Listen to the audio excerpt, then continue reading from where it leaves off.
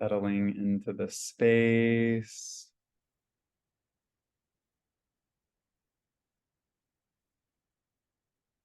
Beginning by taking a few deep, slow inhales and exhales.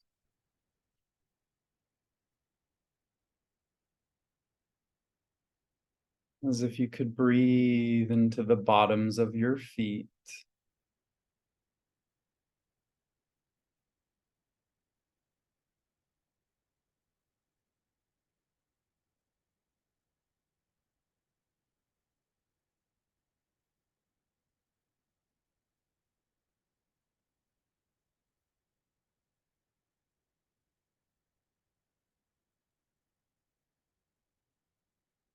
Invoking the energies of the earth to rise and meet your feet.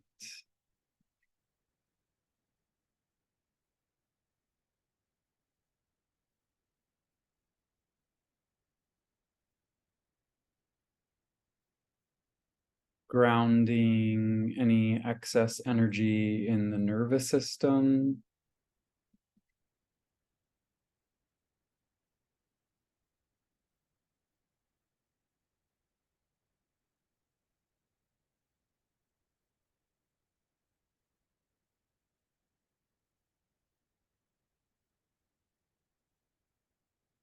I'll do a little extra of this today. It's going to be a lot of energy.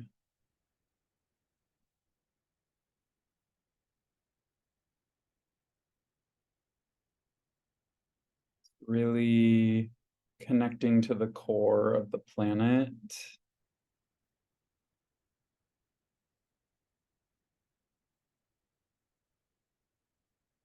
Feeling like roots dropping down from the bottoms of your feet, the base of your spine,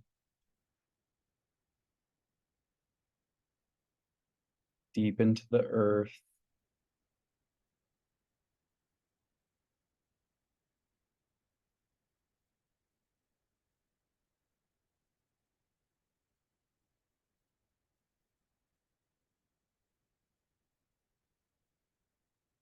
Resting, relaxing, unwinding.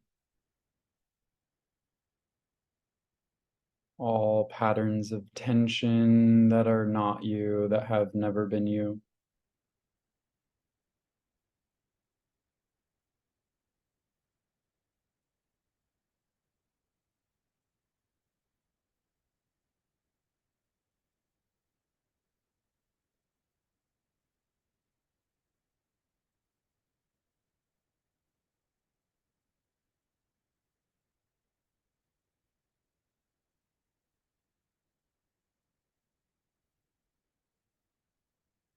Going to the feet, resting, relaxing, unwinding all patterns of tension in the feet.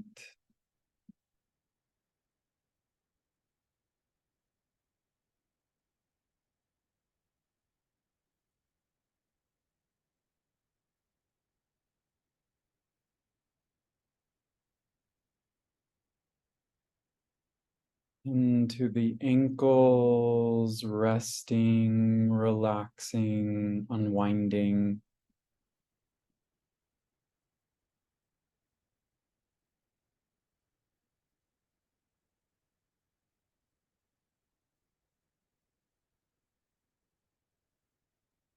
Allowing any tension to come into your awareness.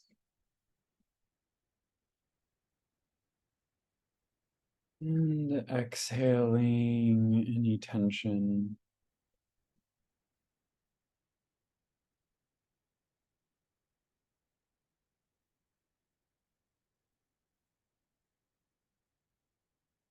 Giving all tension in the body permission.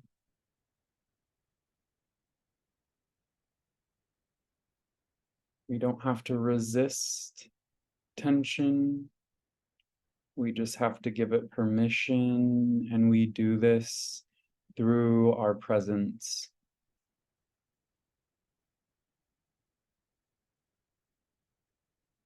relaxing, unwinding all patterns of tension that are not you.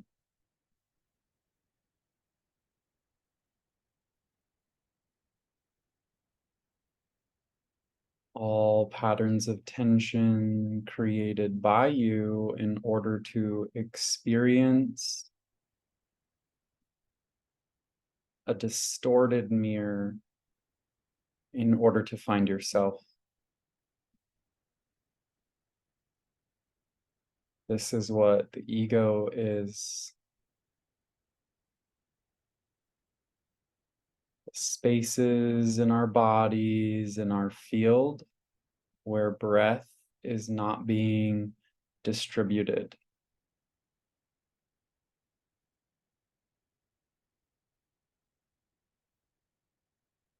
Inhaling, taking a deep inhale, holding at the top.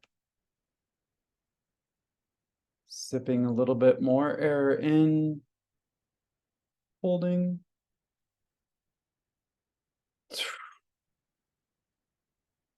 Releasing.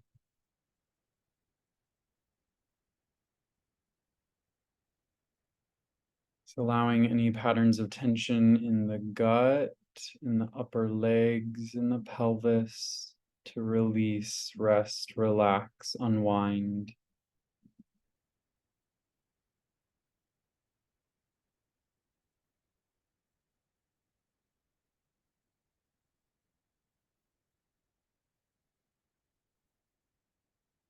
Slowing everything down.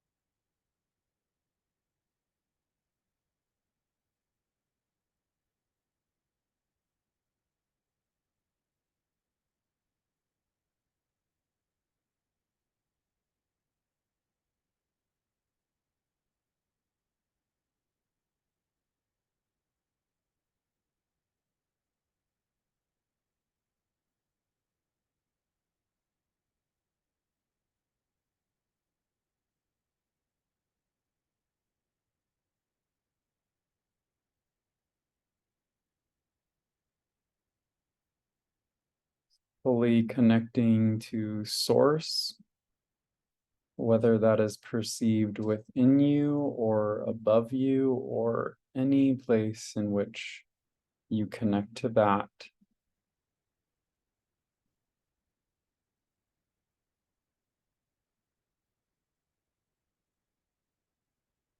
Part of integrating nirvana will be moving that connection to source within you.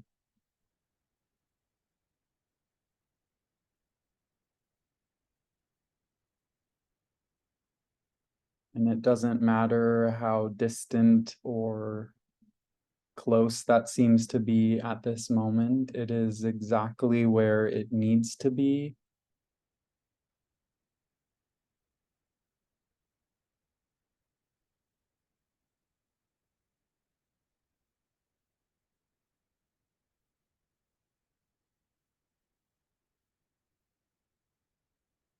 For your specific structure of identity to collapse.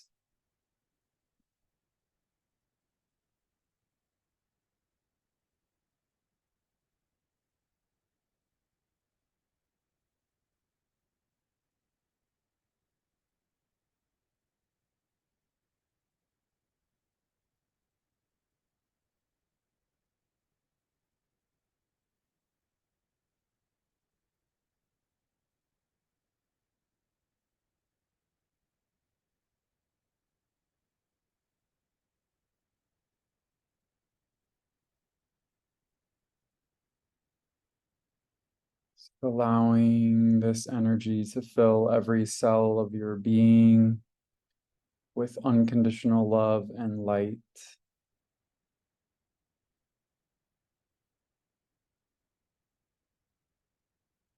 creation itself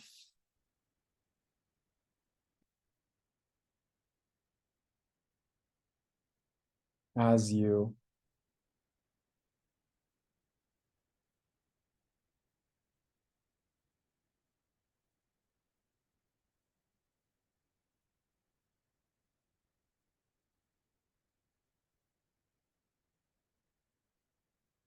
Trying to understand this dynamic in the mind will cause you to avert the process and delay it for integration later, or you go crazy. The third option is integrating nirvana.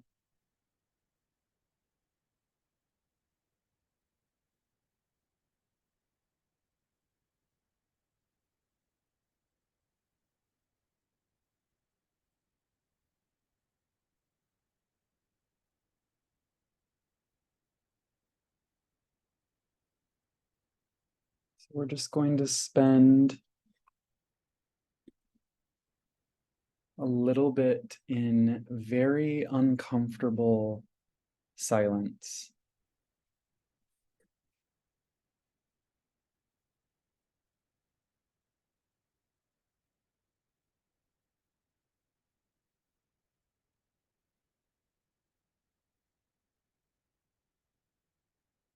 And just recognizing that any aspect that arises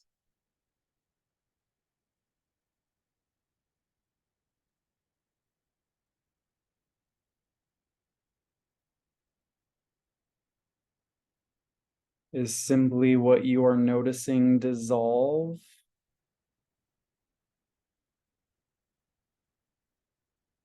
as contact with I am comes into the body. It's actually what meditation is about. Recognizing the resolution, the integration of I am process of subtraction.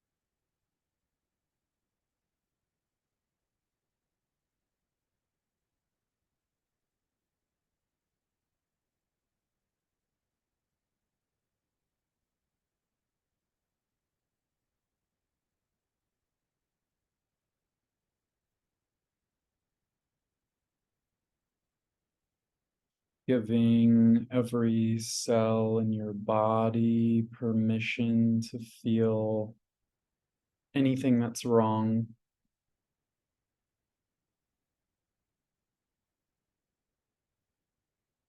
Give myself permission to feel my wrongness.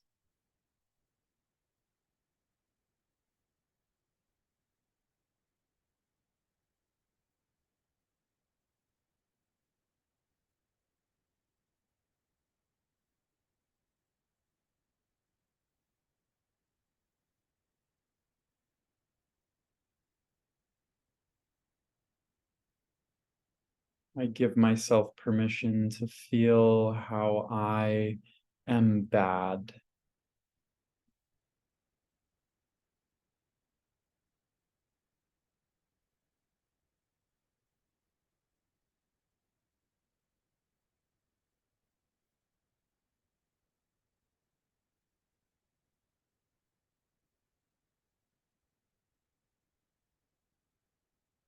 I give myself permission to feel how I am wrong.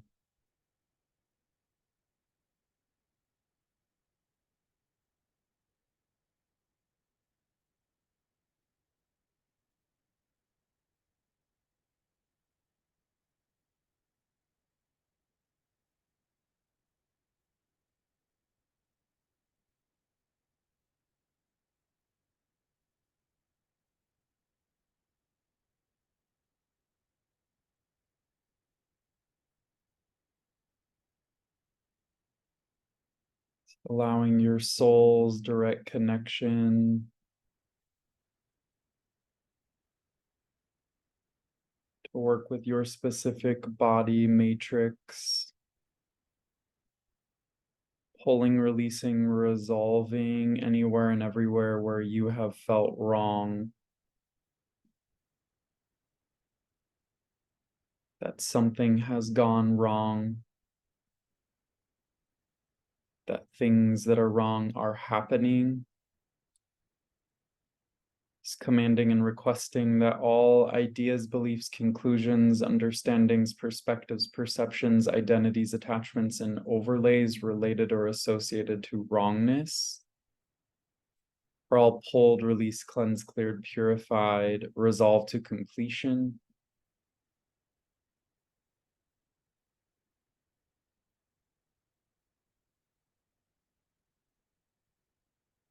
And replaced with I am.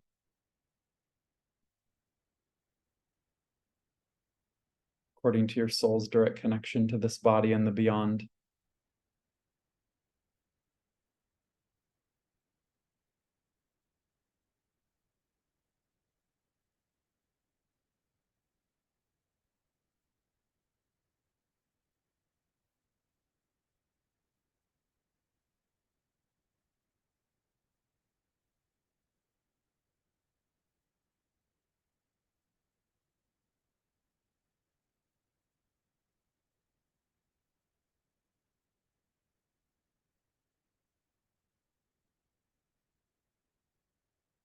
Any and all places where you worry about what is wrong, perceived, received, or projected into reality or within yourself.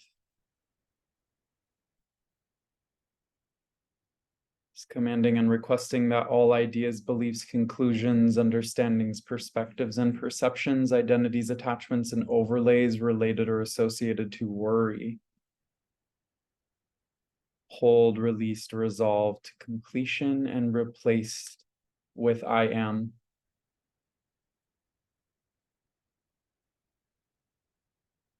Replaced with I can.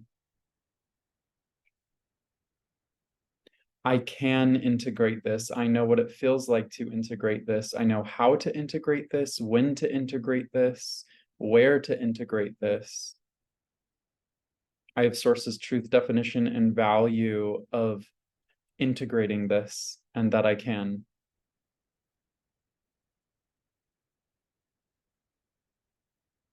It's working throughout your entire lymphatic system, anywhere and everywhere where you have said, I cannot.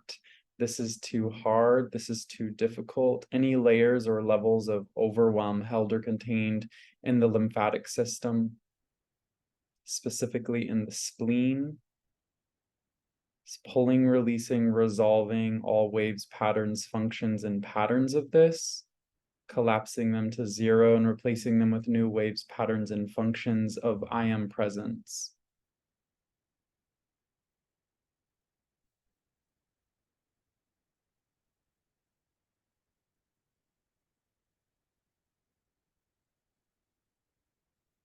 Watching all lower identity selves, those that are purposefully incapable, allowing them to be returned to wholeness and integrated throughout your nervous system with grace, ease, and mercy to the physical and all things affecting the physical to the ethereal.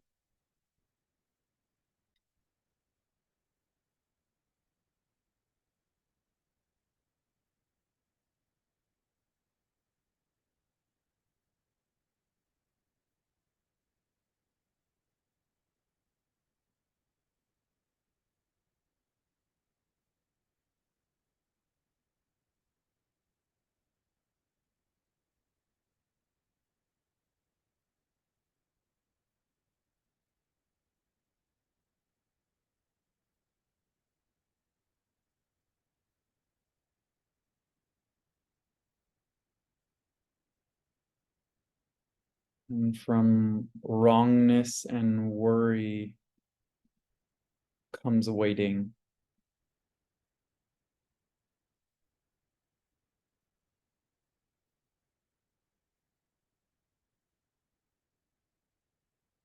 It's working through the neurobiology, anywhere and everywhere in your nervous system where you have been waiting to integrate your power, your pleasure, your presence. Just commanding and requesting that all ideas, beliefs, conclusions, understandings, perspectives, perceptions, identities, attachments, and overlays related or associated to waiting are all pulled, released, resolved to completion.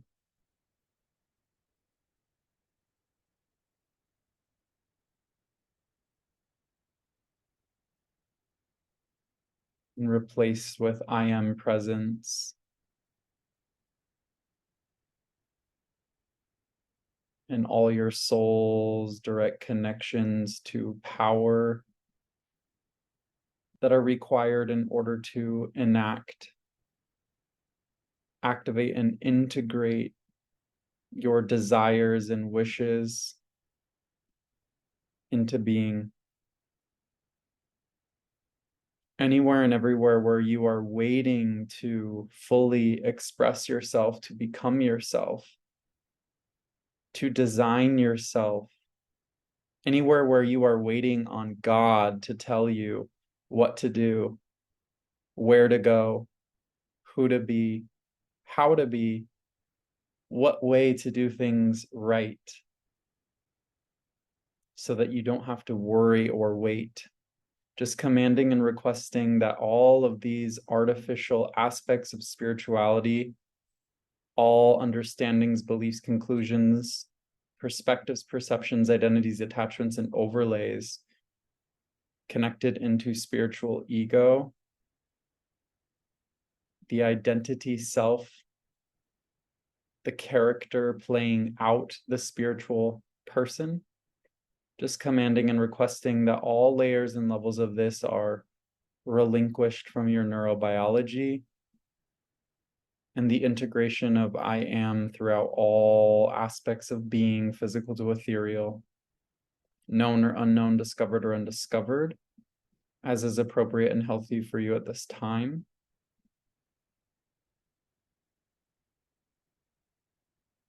Balancing the masculine and feminine aspects.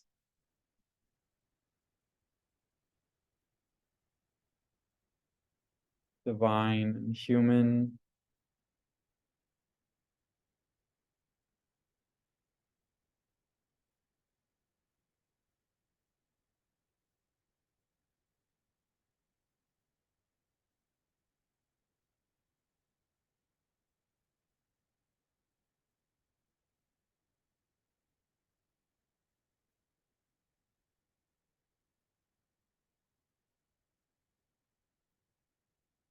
Finding yourself in the center point.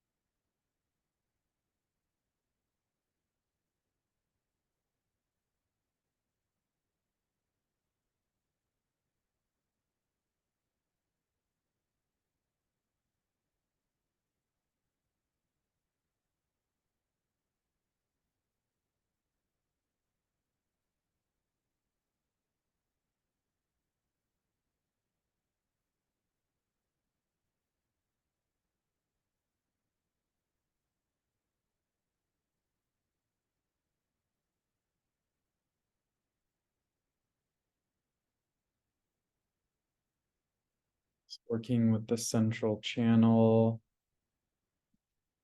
pulling, releasing, resolving any blocks, barriers, or hindrances to the free flow of your consciousness in the body.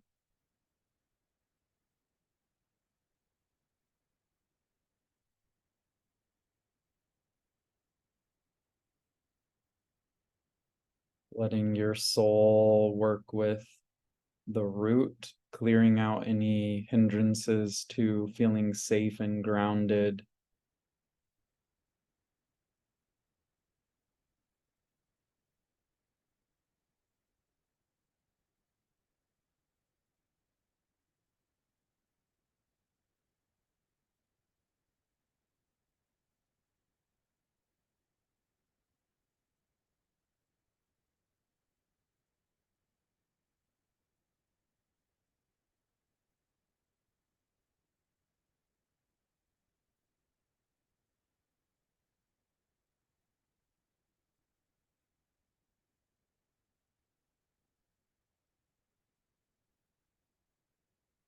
I know what it feels like to be myself without playing myself. I know how to be myself without playing myself. I know that it's possible to be myself without playing myself. I have sources, truth, definition, and value of being myself without playing myself from the highest perspective. Just allowing all identity structures related to playing out who you are, anything layered over who you are that's incongruent and incompatible to who you are and who you are becoming.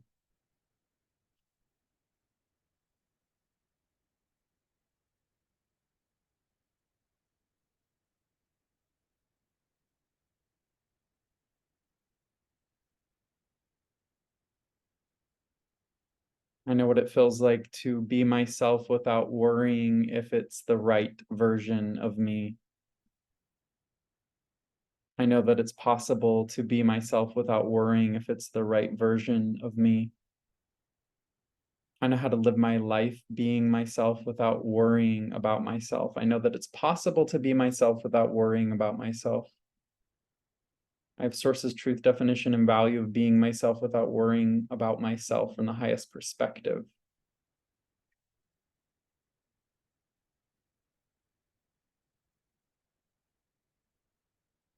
I know how to be myself now. I know what it feels like to be myself now. I have sources, truth, definition, and value of being myself now from the highest perspective. Anywhere and everywhere where you're waiting to be yourself.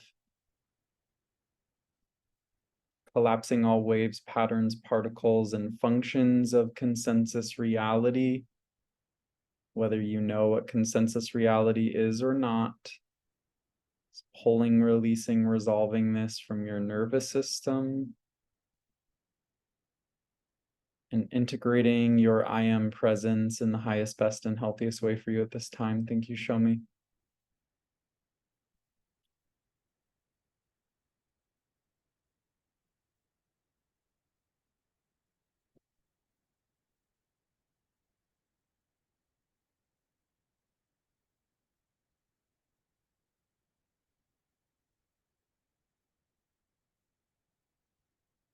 Opening up the lung meridians, releasing any grief, sorrow, sadness from any of these identity structures that are no longer relevant or appropriate for your journey ahead.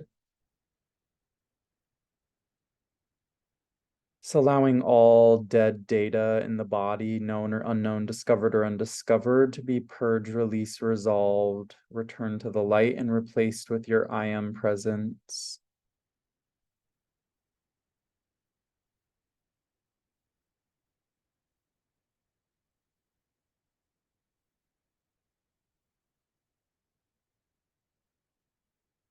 Letting that fully integrate across all layers and levels, physical to ethereal.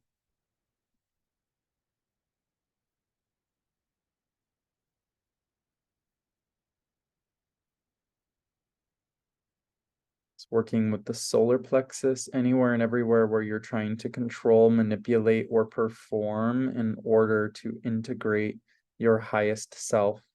Just commanding and requesting that all layers and levels of this are pulled, released, resolved, and replaced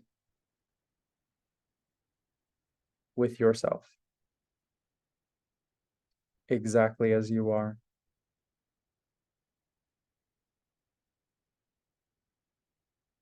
I know what it feels like to celebrate myself now. I know how to celebrate myself now. I know when to celebrate myself now. I have sources, truth, definition, and value of celebrating myself now. I know what it feels like to celebrate myself now, regardless of what it is. I know how to celebrate myself now, regardless of how I am. I know that it's possible to celebrate myself regardless of how I am. I have sources, truth, definition, and value of celebrating myself regardless of how I am. I know what it feels like to feel confident. I am confident. I have sources, truth, definition, and value of confidence from the highest perspective. I know how to live my daily life with confidence. Just fully integrating confidence into your field across all layers and levels, physical to ethereal, just commanding and requesting that your soul's direct connection pull, release, resolve anywhere and everywhere across all layers and levels of being, anything that is incongruent and incompatible to your highest confidence.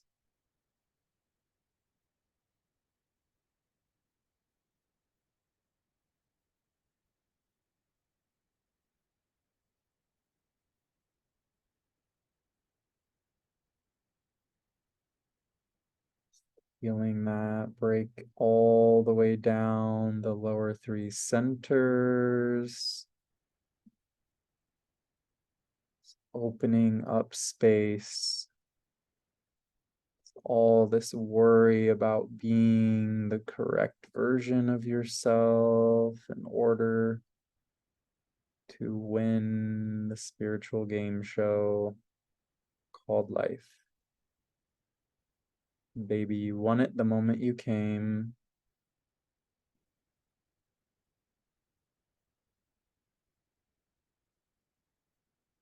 Pulling, releasing, resolving from the gut, the womb space, the hara, anything that is incongruent, incompatible to these integrations now. Thank you, show me. Oh.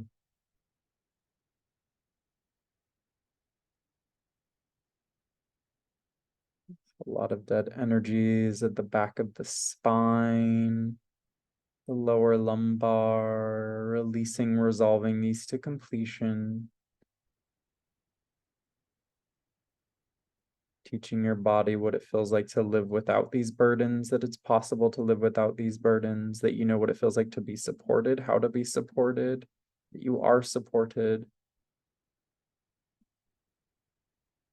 It's watching all that come before you, all your ancestors, pulling, releasing, resolving anything from your field that is not you, that has never been you, has nothing to do with you, that's no longer relevant or appropriate for your journey ahead.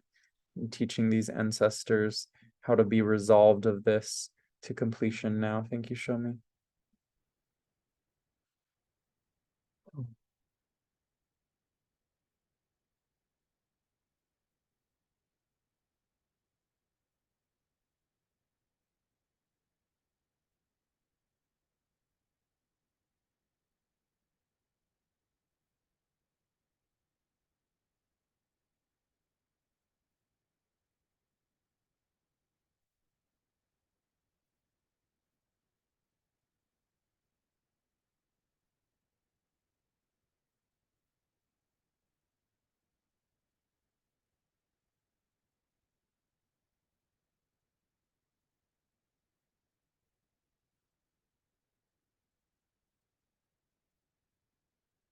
It's working under the rib cage, any attachments between the diaphragm and the energy or frequency of grief.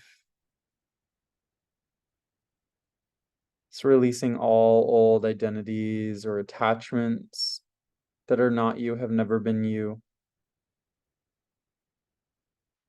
Anywhere and everywhere where you've attached to forms, ideas, circumstances, people, anything separate from yourself. It's commanding and requesting that your soul's direct connection work with absorbing fully and completely all values and virtues of all of these attachments, downloading, integrating, receiving, perceiving, fully expressing throughout all layers and levels of being, perfectly integrated throughout all bodies, all the values and virtues of all relationships.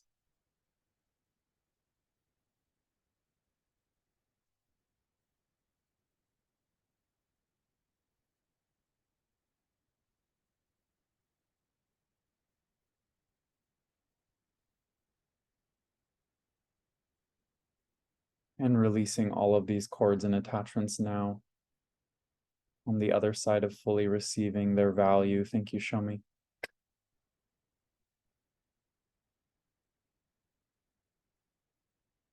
Working with all descendants, remembering that time is an illusion, pulling, releasing, resolving yourself of any movement towards the future that's incongruent or incompatible to who you are and who you are becoming, allowing your soul and all aspects of your consciousness within form, physical to ethereal, to reorient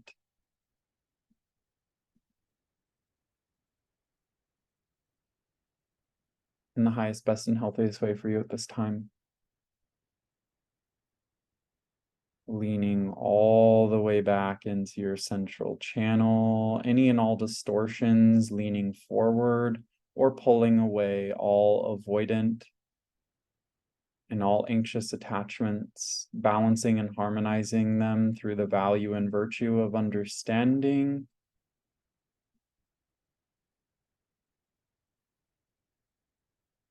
the nature of these attachments.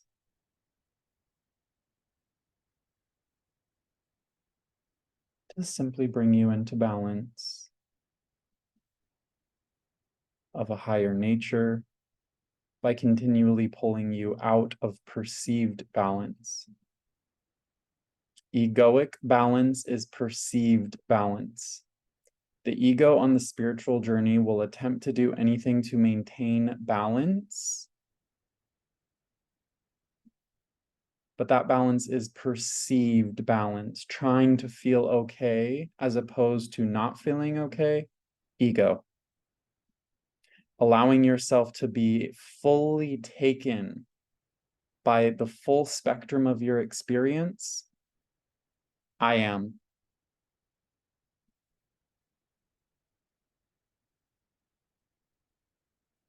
Bringing into your memory right now the worst thing that has ever happened to you.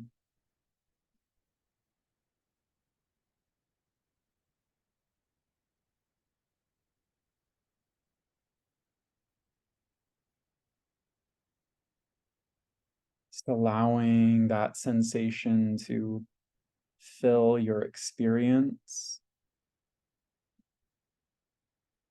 This is the worst thing that ever happened to you.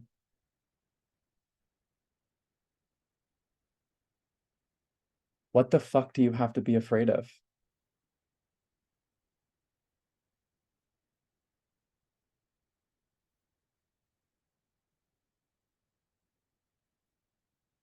I've watched my body die and be reborn. What the fuck do I have to be afraid of? I've been raped and abused. What the fuck do I have to be afraid of?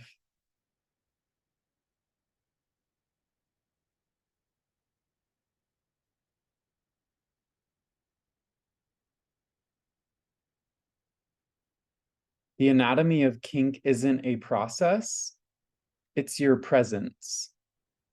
And all that's required is for you to be present to everything, to your totality. And there is only one distortion in all of reality, only one conflict. It in itself is artificial, but this artificiality is not a mistake.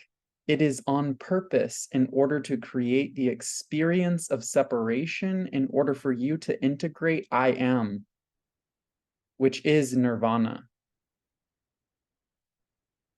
Nirvana is exactly where you are, provided you don't object to it. And you won't be able to surpass each initiation until you no longer object to it.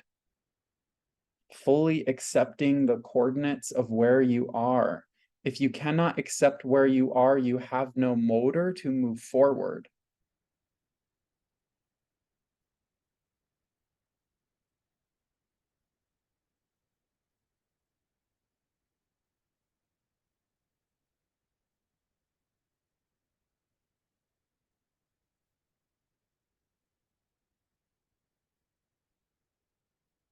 The only conflict in all of existence, something is wrong.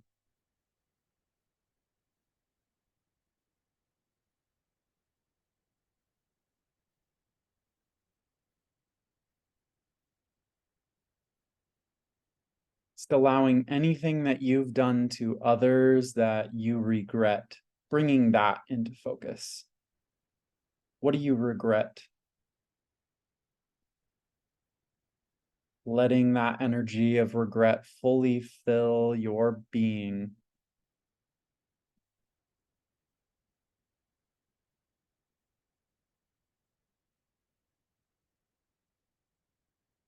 And maybe you can't access your regret because you're too focused on not feeling it so that you don't have to regret it.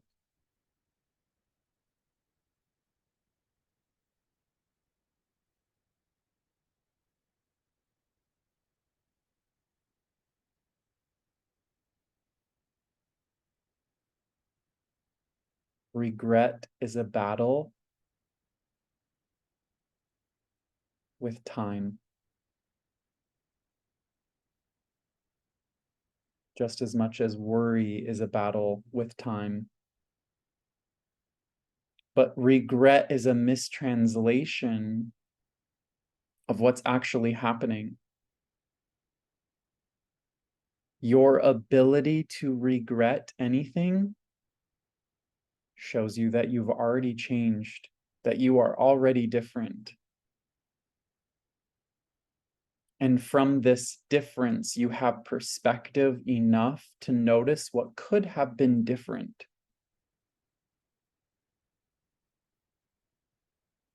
It is the remorse that accepts the coordinates of what is now different based on whatever choice you made.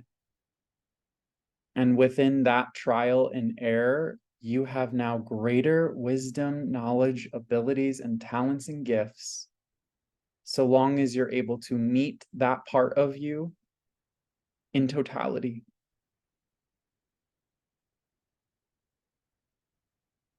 And the easiest way to do that is to recognize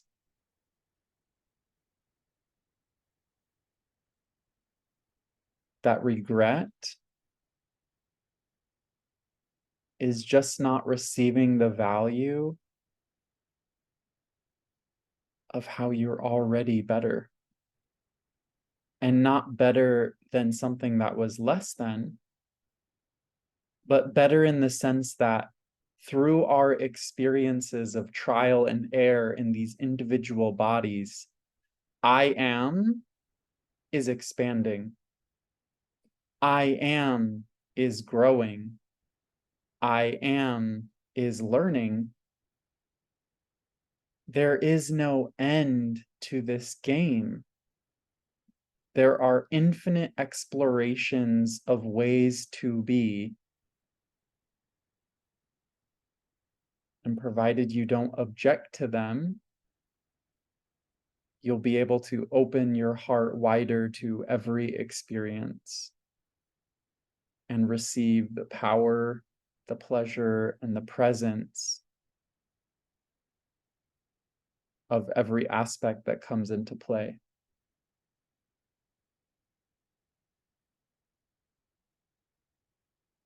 If you noticed in the meditation, I was taking us through 3 different distortions. The primary one and 2 ones that follow. So wrongness, and then out of wrongness, worry. And then from worry, you further fragment into waiting. Waiting so that you don't have to worry.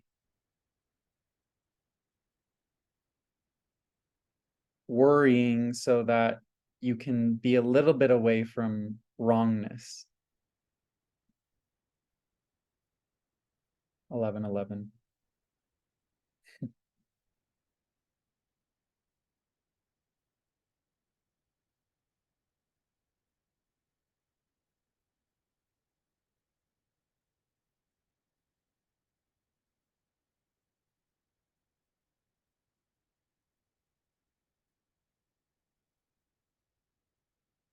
You're not wrong, you just don't prefer the way things are.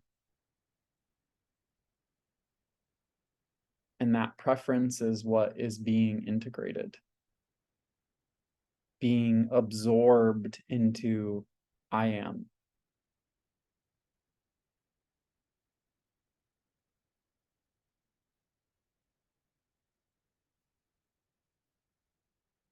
If you were to do that meditation every single day, just sitting there, and you'll notice everything start to come up between these 3 distortions: waiting, worrying, and wrongness. First, you'll sit there and you're like, okay, waiting. When is he going to talk? When is he going to talk? When is it going to get to the good stuff? All of the frequency patterns that are located in your physical form, that as you sit through it, are being purged out of your field. And it's not like there's something in you that you need to get rid of. It's as I sit and allow who I am to enter physical form, it presses out of the cells of my being all that is not congruent or compatible to who I am. Your body is encoded through your childhood, through your relationships, your soul family, karmic partners, soulmates, all of these things, they're all reflecting to you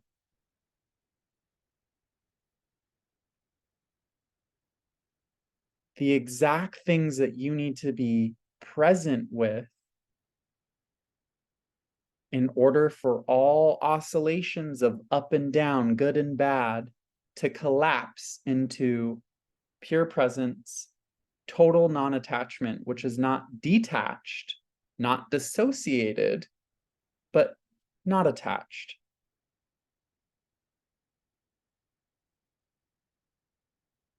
If you were in the collapse of understanding, you'll remember the 3 points: positive, negative, neutral. But neutrality is how we collapse understanding. Understanding is going to be this or that. When your consciousness starts to come into the body, there's the 3rd option. In fact, there's always a 3rd option, but it's really hard for most people to get there, right? Because we don't have this concept. We're moving from a binary system to a quantum system. The quantum system is already online. The binary system is just catching up. So binary, this or that, quantum, more options. And the more quantum it gets, the more options there are. But the point is whatever you need to notice in order to neutralize, go there. If you're noticing the positive aspects of yourself and the negative aspects of yourself, come into the neutrality. If you're only aware of kind of neutral or meh versions of yourself and positive, maybe look at the negative. What things are you avoiding that you need to pull into totality? Or if your ego structure is kind of neutral and negative, maybe start celebrating yourself. That's the positive. So all of these pieces create an engine of how to organize each moment. And it's not something that you need to do, it's just an awareness. Spirituality isn't designed to be something that is your primary focus in life. It's a way of organizing so that I am can do what it wants to do here in this plane where this doesn't exist anywhere else. So if you're not functioning and creating things in this realm of life, you're living in a fantasy, in an idea of you. You're not even being you. You're living in an idea of you.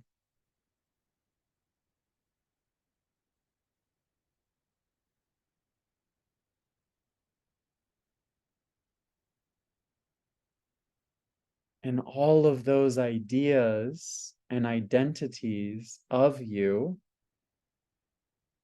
will begin to collapse, especially this cycle.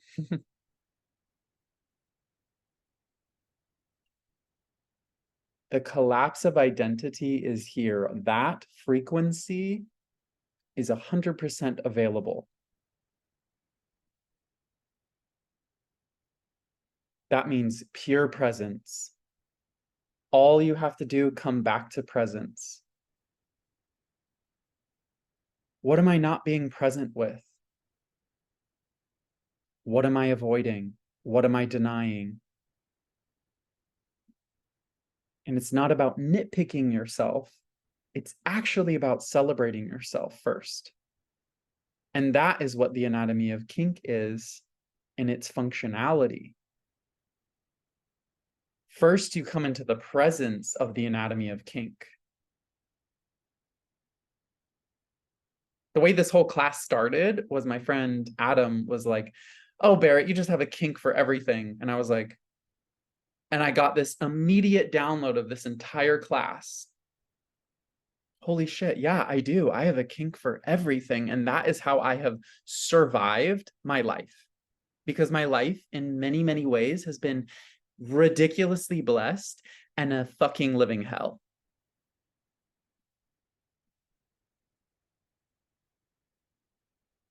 Because this is the lifetime that I chose to select all, come into my totality, to be present with all aspects of reality and collapse it through my heart and integrate that into my gut.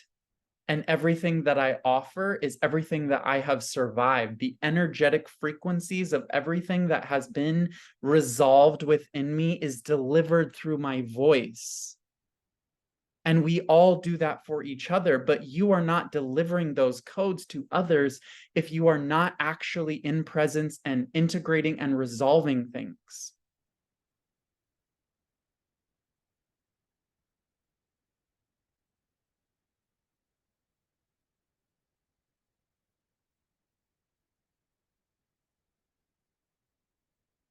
And all that's required is for you to feel good about yourself. And that's why the first thing is there is nothing wrong. That's the first assumption we must make, no matter what experience you've had in your whole life, or anything that you remember in past lives, or anything you remember outside of this galaxy. There is nothing wrong. The illusory creation of wrongness is designed for you to integrate separation and come into I am. I am did not make any mistakes. The whole creation of separation is designed for us to experience what it would be like if that were so.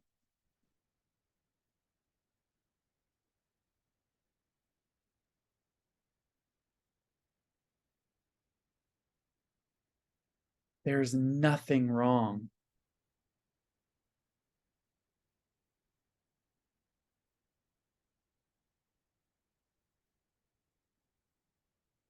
It may be hard, however, to begin with nothing is wrong. And this is a little bit going into the next iteration of the Anatomy of Awakening, which is going to become the absolute foundation of everything that I'm sharing. Because the Anatomy of Awakening is the three centers: your gut, your heart, and your mind. They're perception centers. It's how we perceive reality. Your gut is your presence, your heart, and your mind. Pleasure. Your heart is how you create the pleasure in your life. Your mind is where you can integrate power, pleasure, and presence. But do you see how it's working? Wrongness. Wrongness is a rejection of presence. Immediately, you're already rejecting reality by saying something is wrong. I'm not going to be present to that. It's wrong. Or I'm only going to be present to it in hierarchy. I'm only going to be present to it as something less than. And just because the things around you don't yet see themselves as I am, as that, doesn't mean that they are not. But that is the trick of this game, is to witness things before the integration. That is how you are creating. You are creating this way and out. If you are looking out and letting it come in, inverted reality. Inverted reality. Not real. Looks real, is real in that sense, but reality is you pressing into the world around you truth, which isn't one thing or another, it's who you are. But if you're basing your entire reality on responding to the things outside of you as if the noises they make and all the things that they do are real, you are not integrating your power. And you're not integrating your power because power is this center. And you're either playing victim or victimizer, victimizing others, letting yourself become a victim.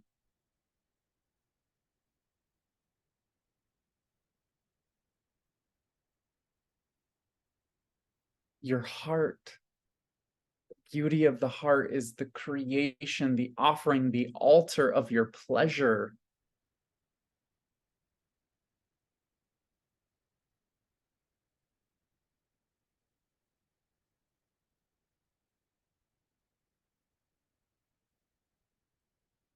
But your heart gets distorted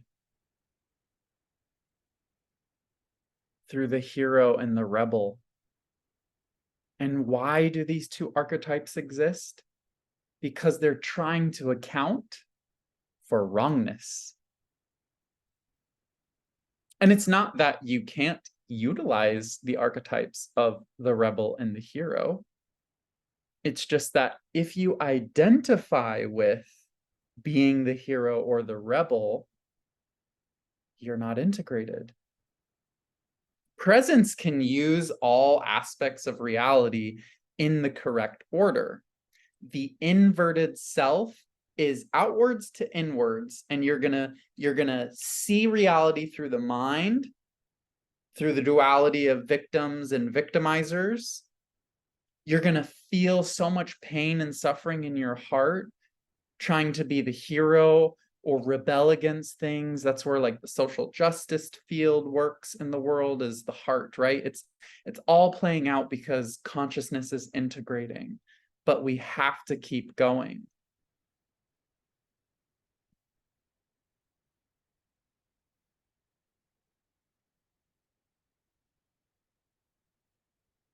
Presence. Presence is that which maintains constancy across every transition.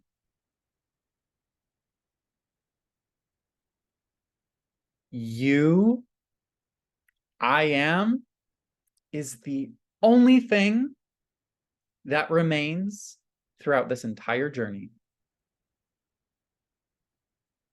Everything else will come and go, especially the things that you don't want to go, because that's just a setup for you to be liberated from your attachment to form, as if there's anything else other than you here.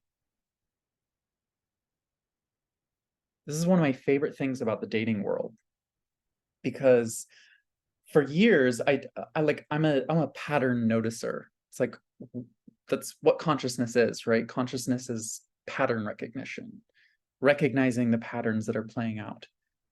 So I would date someone and I'd be like, great, good, okay, but no. Then, spend some time single. Next iteration would come.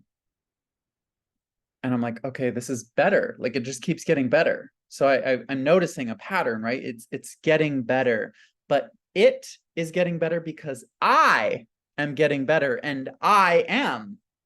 There is nothing else here. So as I integrate into my integrity within my own being, everything else must follow suit. So look at the inversion is, oh, look at all these dumb forms. They're not functioning in the highest capacity. Oh, if there's only I am, I wonder who isn't functioning at their highest capacity.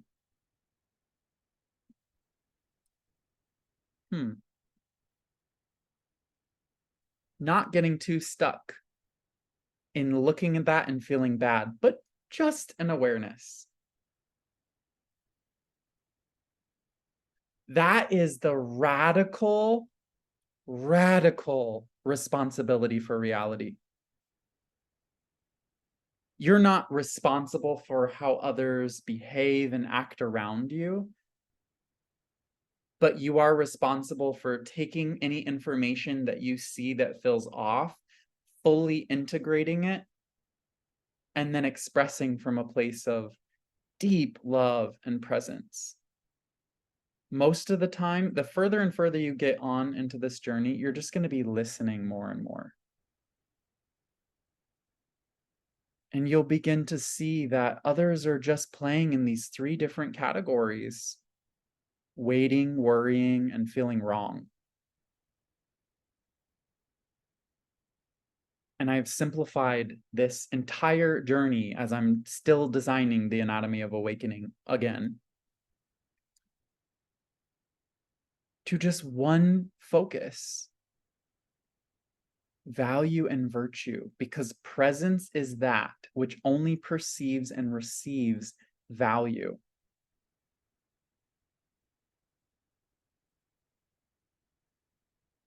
And it goes beyond presence into paradise, or the yog state, yoga, yog, to be unified.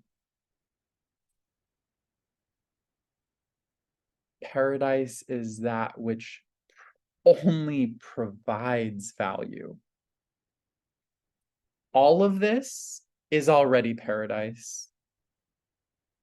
If you're not perceiving heaven, you're not offering it. You have to offer value. You have to see value. If practice with others first, don't yourself. It doesn't matter whether it's you or someone else, all these different ways in which we need to integrate consciousness.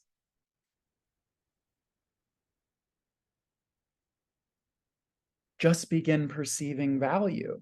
The easiest way to break through the ego structure in your own self is to begin seeing the value of others' experiences. Just start looking, like, people tell you their problems, like, oh, like, just question, like, I wonder what the value of that is. And you'll start getting downloads, and it will be easier to get downloads for other people because it's not going to break your ego as much, but it will start to train that channel of seeing value, and then it will start to break through your consciousness as well. and break down this rigidity in perceiving things as victims and victimizers.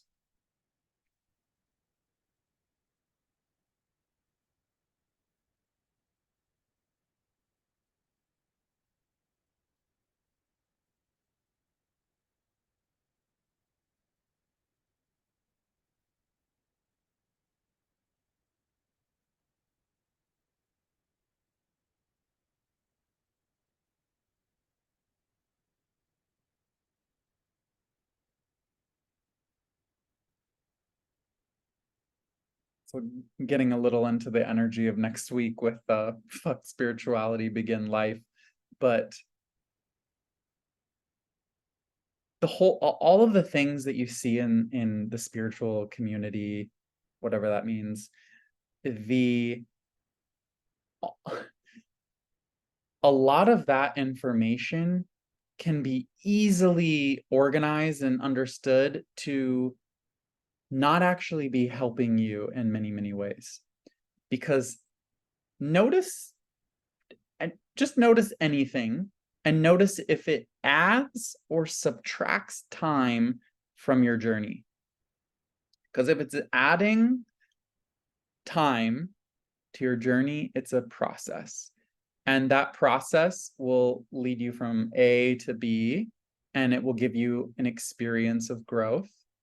But do you want to experience growth, or do you want to grow? And you're not going to grow this way, you're going to grow this way. You're going to grow from inner to outer, and your growth will begin to be reflected.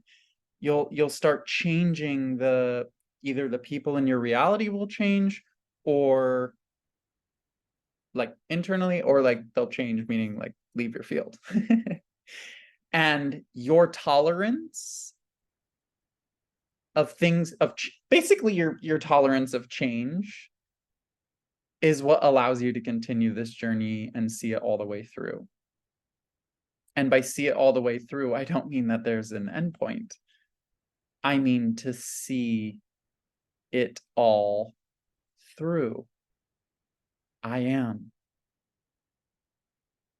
All of it's you. Everything is perfectly designed for you to open up wider, more beautifully,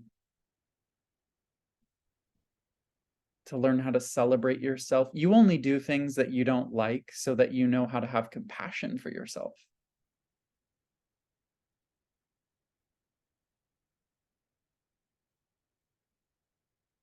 I remember, like, since it's the anatomy of kink, this moment when I was like processing my journey.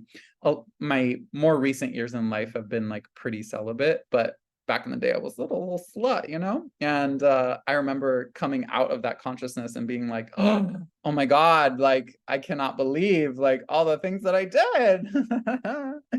And just like I had this moment of realization. I was like, oh, I only did that to like totally accept myself no matter what, you know? So whatever it is, you're just doing it to fully come into acceptance of self, of all of your totality. And my whole lifetime, I've consciously made those choices. I don't do it as much anymore because I don't need to like prove anything to myself in that way. But you're going to purposefully make choices in order to just show yourself that everything is okay, because I am. There's nothing wrong with any choice that you want to make. There's nothing for you to worry about. But why test those things out and wait to find out when you can just receive it now? And that's where we begin to work with the mind, the perception center of the high mind. Power, integrating power. And the only way you can integrate power is no longer weight. So, command center connected through here. Speak and so it is.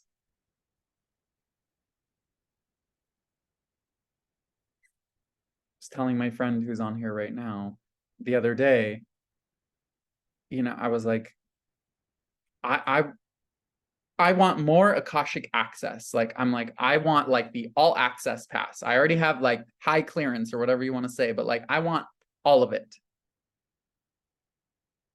And then I start going through some upgrades and I'm like, oh shit, like this is a lot of information to take in and it's uncomfortable. But if you're willing to face your totality, you can commit. If you've been in interior design, I'm like, be careful what you say, because literally you can create reality in that way. But most people aren't noticing the fact that when they command something to create it, all of the things that are required in order for that to be done. I wanted better relationships in my life. You can go to my Instagram and read the little prayer on that. It's really powerful prayer, and I was a little bit scared to even write it out. Anything that is incongruent in me to that which I choose to be an energetic match, destroy. When you're not afraid to come into your biggest dreams and desires, you're willing to face whatever is required. If all of my friends have to disappear overnight in order for me to come into the fullness of my prayer, whatever that is, I'll be okay. Only Nirvana can do that.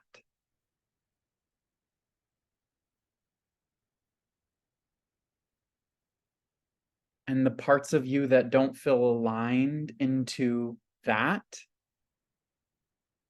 just feel like they're doing something wrong, worried about what they're not doing right, and waiting to figure it out. But you don't have to organize all of that. Come back to again and again and again and again. I am everything. Even if you don't believe it yet, just I am everything. I used to literally, I am that I am, I am that I am. And I would do this for hours, for days on end, to just get that into my consciousness. And then you start having experiences. You say, speak, and so it is. And all the things, when you make a command like that, all the things that are in the way of the integration of that are exactly what's going to show up. You want to be healthy? All the things, all the patterns that are showing up that are not your highest health are going to show up.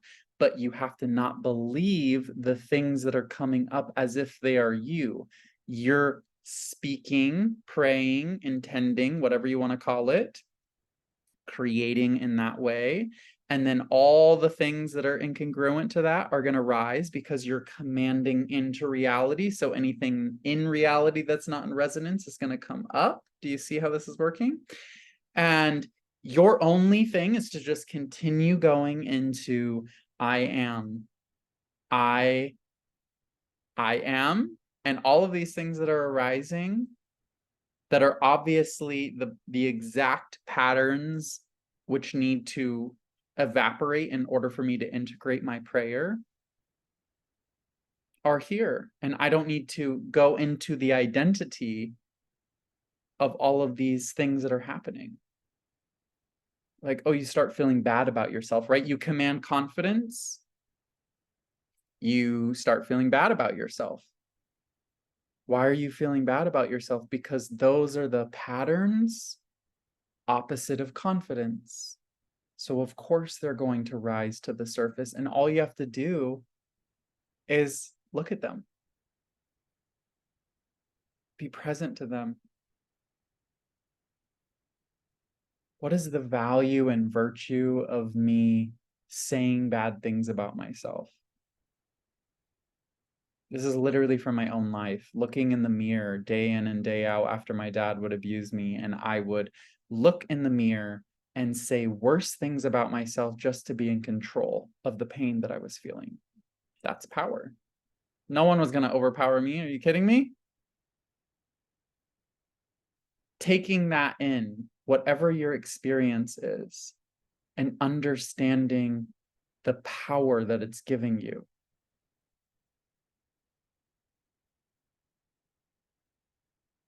The value and the virtue. What is the value and virtue of speaking bad things to myself? It was recognizing that I had the power to believe whatever I wanted to believe about myself. And then I started looking in the mirror and saying the most incredibly beautiful things about myself until I cried, until joy started erupting inside of my being.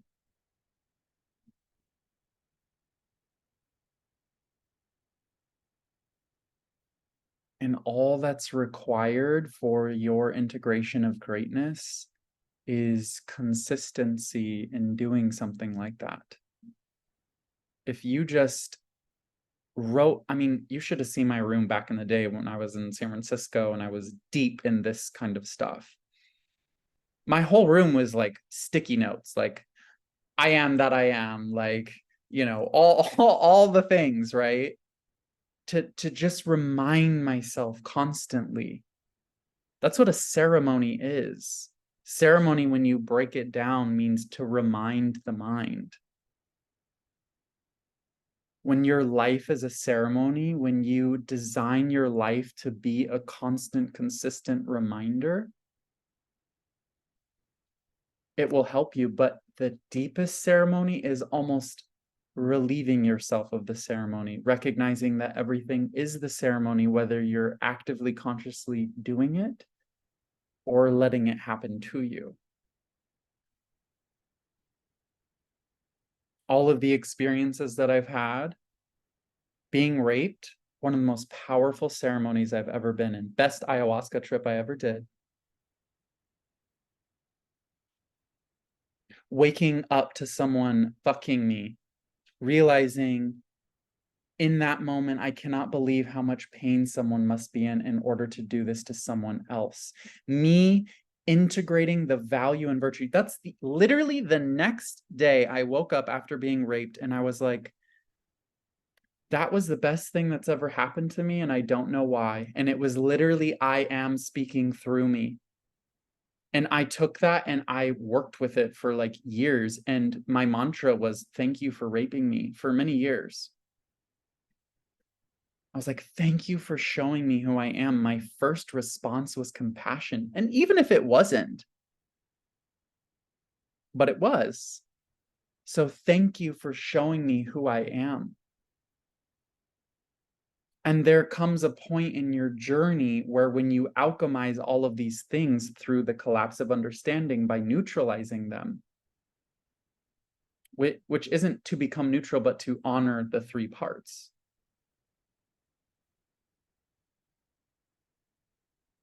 Then you'll be grateful for the sickest things that have happened in your experience.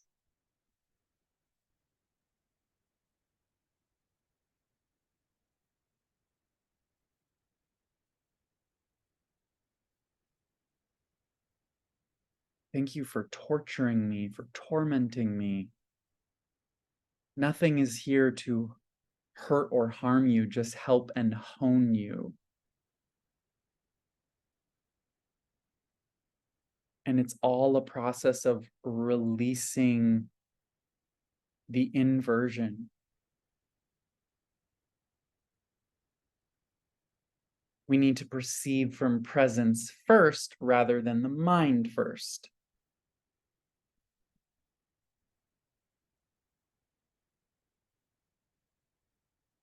From I am, I can, to I wish. Most of us are living from I wish in the fantasy and then trying to bring it down, but that doesn't work. You have to start with I am, understand that I can, and then from a place of I am all of this, I can do something. Now Now you can refine it. So the mind is the refining place of power. You start, oh, look, I can do this a little bit better, you know?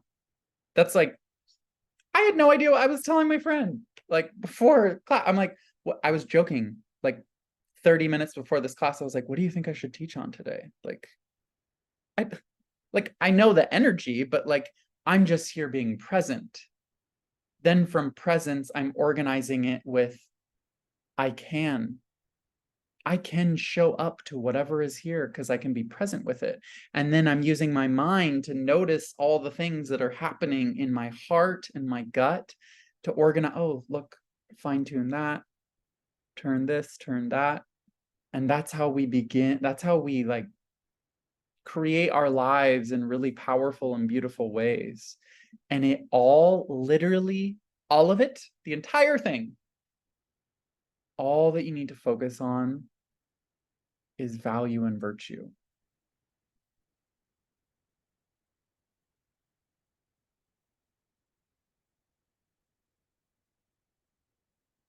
What are the things in your experience that you can't perceive value in?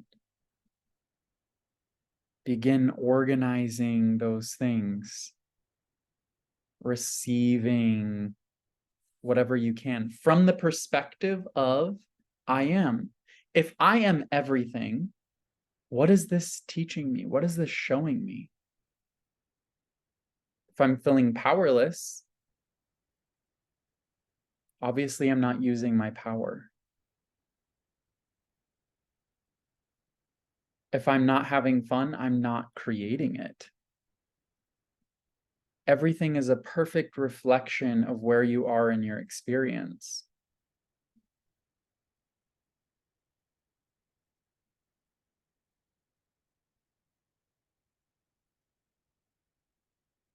And just starting small, but no matter how much or little you receive, always give more.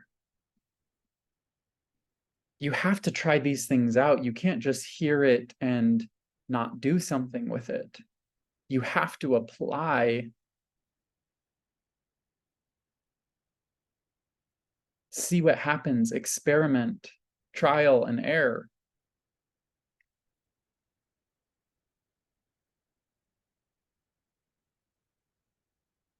It's like the thing that you're scared of, like do that, you know?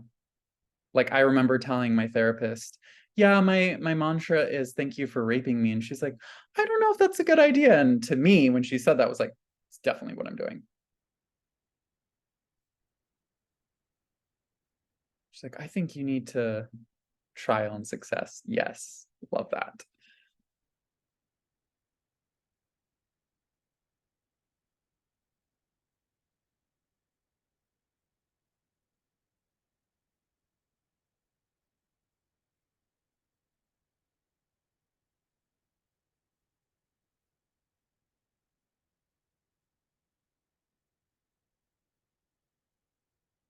Taking a couple of moments to integrate everything.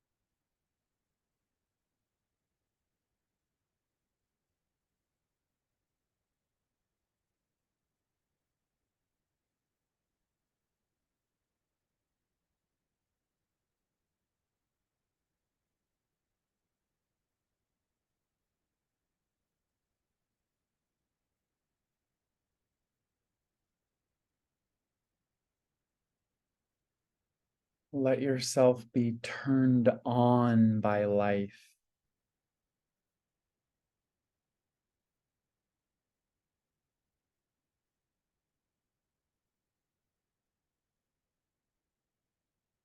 What are the qualities that turn you on? For me, it's always been power.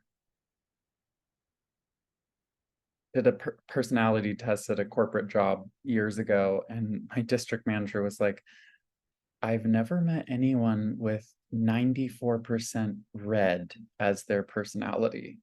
Red was all about power. I'm like, that makes sense. Because power is just ability to move and to create. And we all of us, right? If I am like literally just like get into a weird trance mode for me right now. Like I am is the only thing that exists. Any qualities that I am expressing, I am.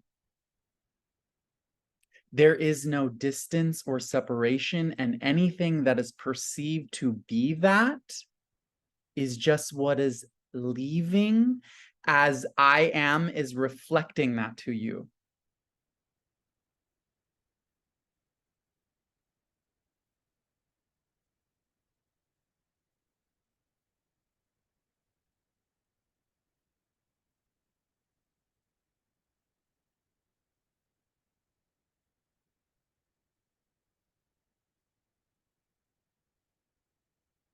I am fucking powerful because of a willingness to receive value from anything. And that is my commitment. And I want to take all of this and integrate Nirvana because we are right now collapsing. The union codes of consciousness are fully available. Masculine and feminine, divine and human, integrating all of these parts. I spent the last week basically crying over a boy, okay? Like, I still have a human experience.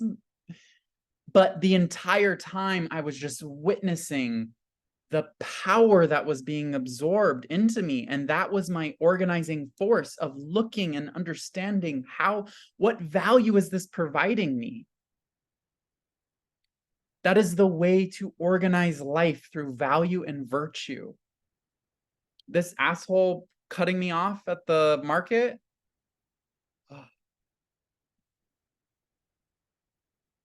is teaching me how to open myself wider, my heart wider.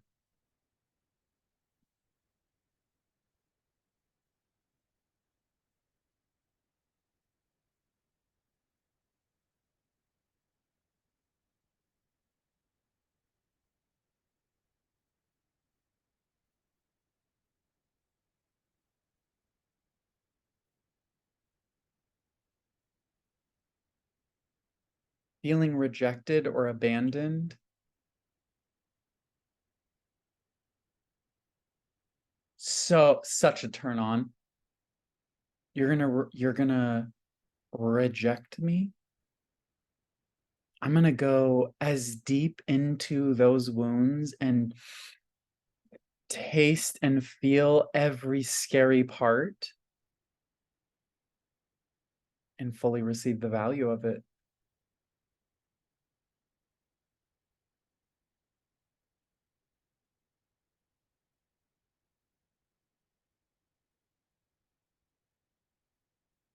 Did you get did you get diagnosed with something?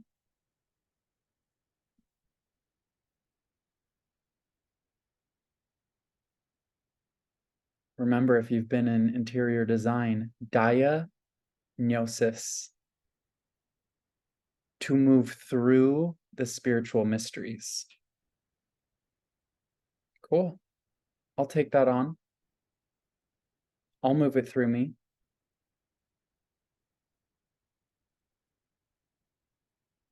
I won't, but I am will. I am the only thing that maintains constancy across every transition.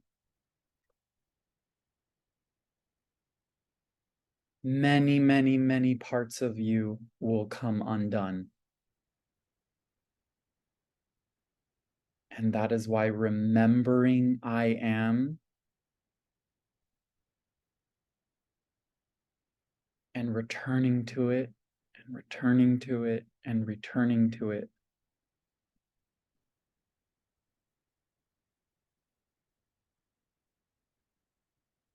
is what will allow you to stay sane.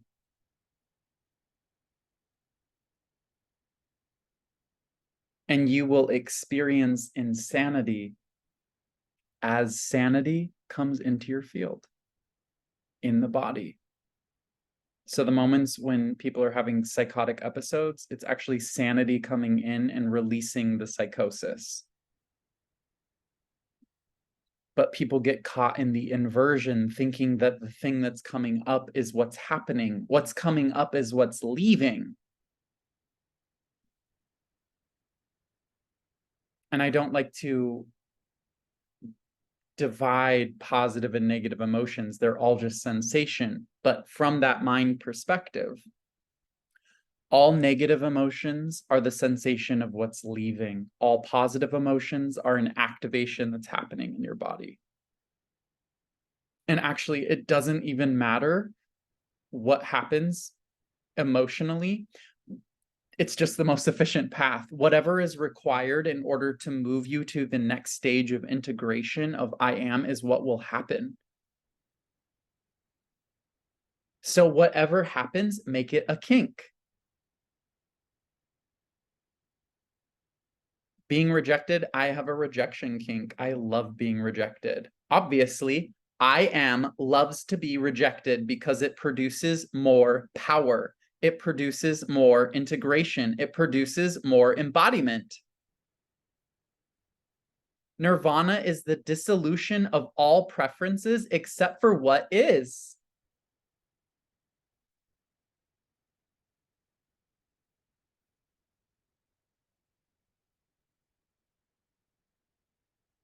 All you have to do is accept that. That's it. And you don't even need to accept it because the part of you that's trying to accept it is what's getting integrated.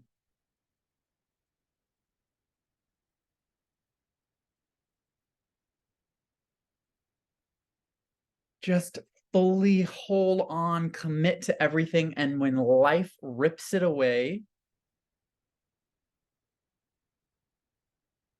experience it as you will.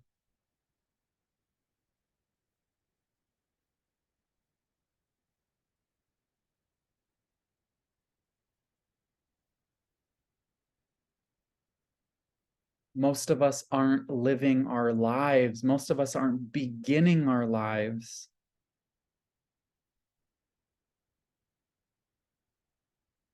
Because we're trying to get those three things right.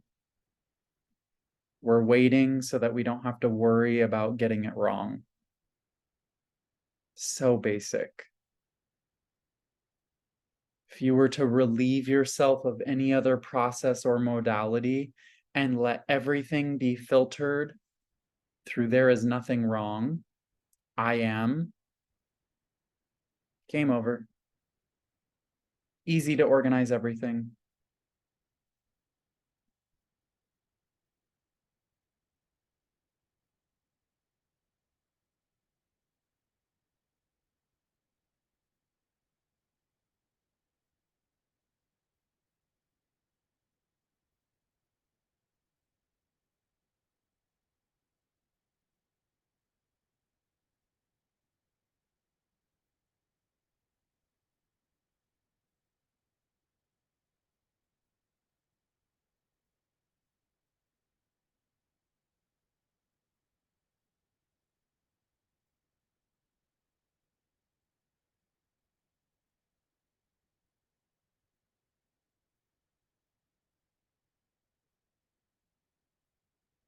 You just, you don't self-deprecate.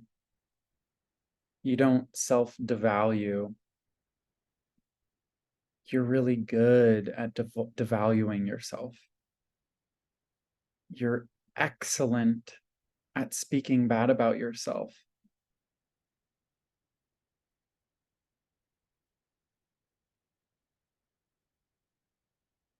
Just recognize how good you are at the things you don't want to be good at.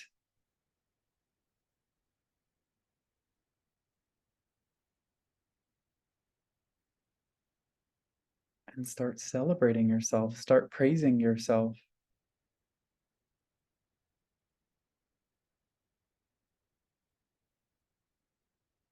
What I noticed in all the Christian communities that I grew up in a missionary household, was this worship of God.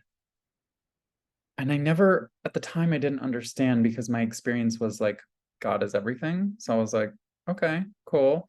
Well, like, I'm going to worship myself in the same way. Like, I'm going to worship that any of this exists, that any of this exists is a miracle. And it like breaks through more and more all the time. It's just like, oh my God, like the fact that any of this is happening is ridiculous.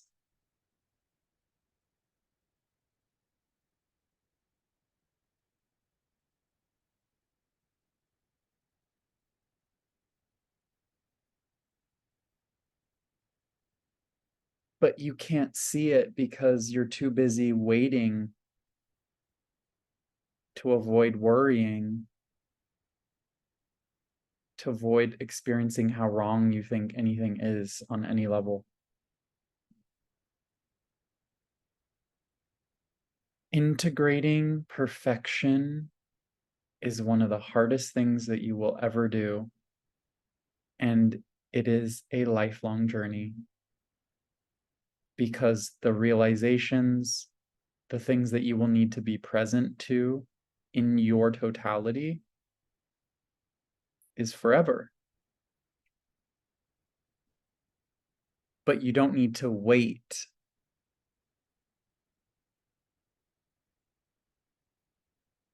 in order to integrate nirvana.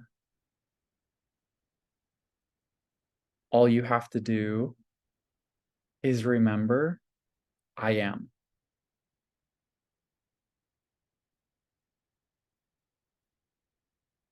I am that.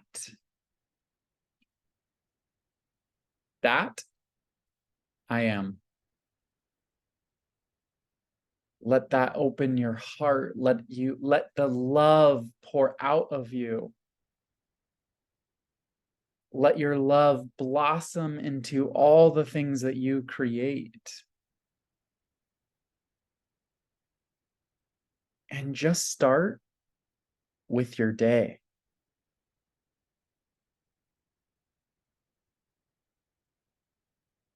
Don't make it any more complicated than that. The simplicity, the ecstasy, and the bliss that nirvana is exists only right now. And if you're waiting and worrying and thinking that what's happening right now is wrong, I'm not going to experience it. It's already here, fully available. Why are you waiting? Why are you worrying? What do you think is wrong? Face it and complete it. And the way that you do that will be recognizing value and virtue, and that it is you.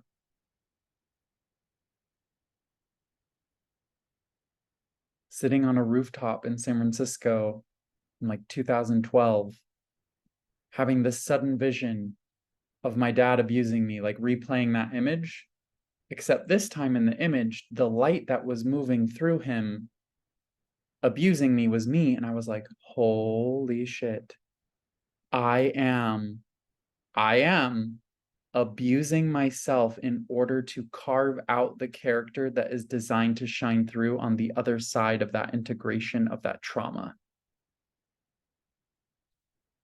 What can overpower me? I wasn't being overpowered. I was being shown the power that I am. And if I meet that moment or remember those moments of power that were used against me and use my power to alchemize it, what the fuck am I afraid of?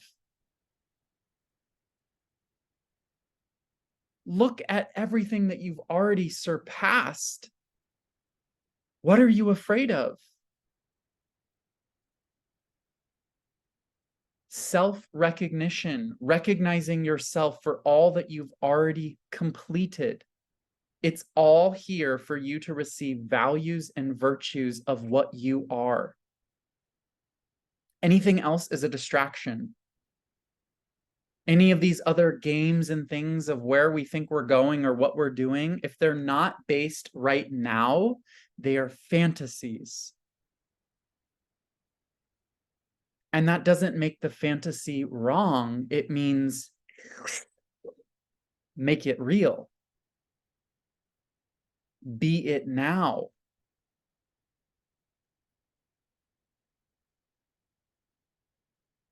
And part of this is still in my integration right now. There are things that I'm realizing I'm like, oh my God, I'm totally in the fantasy of this. I'm not even in the creation of it. All of my dreams and desires must become real. There is no other way. And I'm not going to wait. And I'm not going to worry if it's the right thing to do. I'm going to fucking do it. And it starts with the day. So take everything that you want to do in your life, your dreams, your desires, whatever it is, really sit with yourself and get clear on that.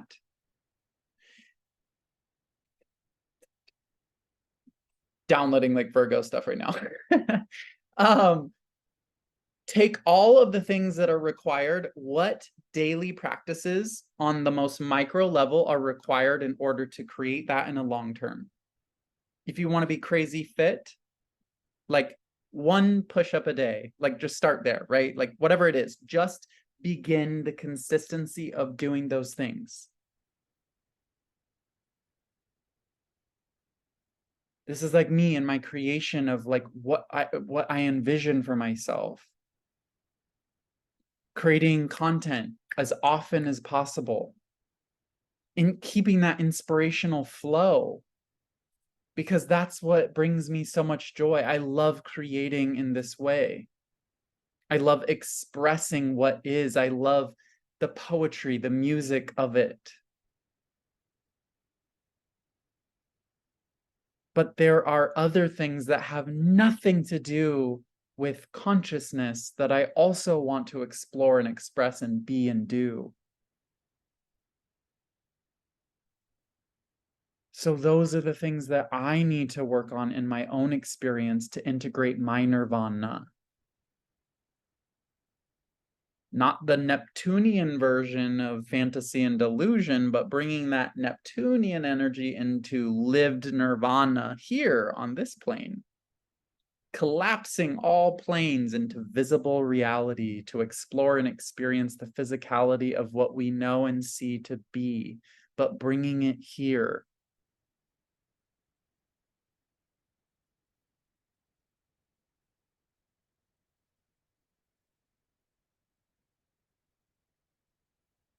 To be bound by buoyancy, to be buoyant, to levitate, to just be light, to be fully here, but fully light, just bouncing on the waves of what life brings you and interacting with it equally, letting every inconvenience that comes your way scrape away any resistance to being in the moment. Because what is an inconvenience other than something around waiting, worrying, or wrongness that's being activated? Oh, just another layer of my freedom and liberation that is being brought to this moment for the exploration of all that I am.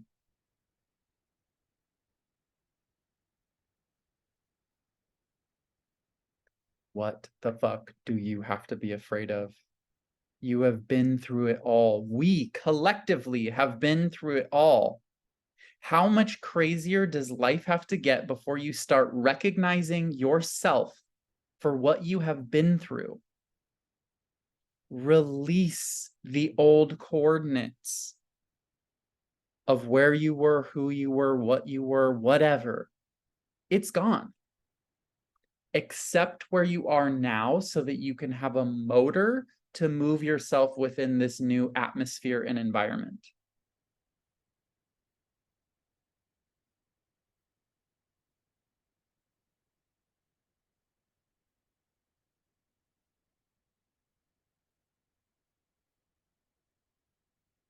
I give myself permission to receive the value and virtue of this.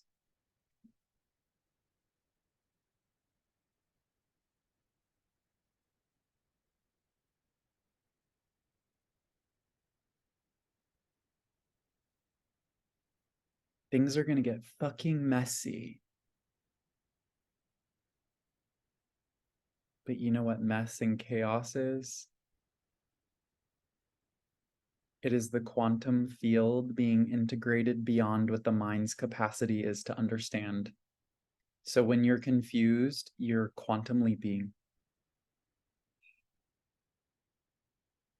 Relax into it. There's nothing wrong. That literally, this is how I'm so fucking psychic. It's crazy. And people think it's like a magic trick. I'm like, there's nothing wrong. What's the value? Got it. Perfect. Like, that's literally all you have to do. And if you just recognize again and again and again that everything is you, what would be the purpose of you interacting with this experience?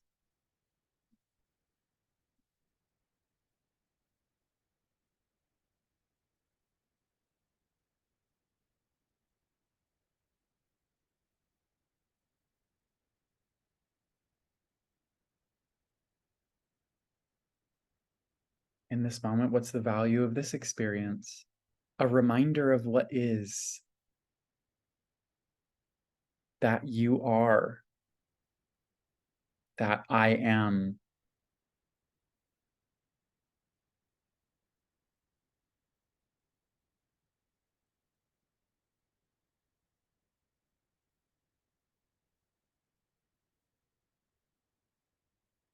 There is only one field of energy. I am. And that animates everything. The forms will always change. What animates them, always the same. I am that, which maintains constancy across every transition. That's how I've been able to experience my life and hold a grounding. This is all I have to be present to now.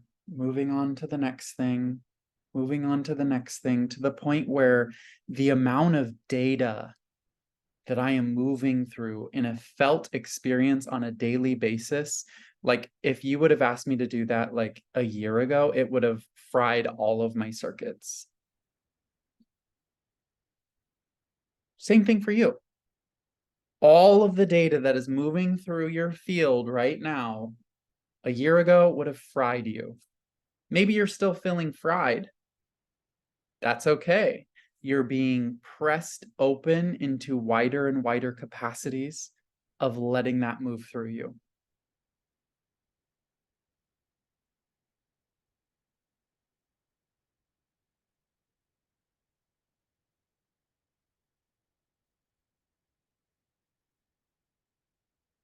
You're just going to have to withstand. I am.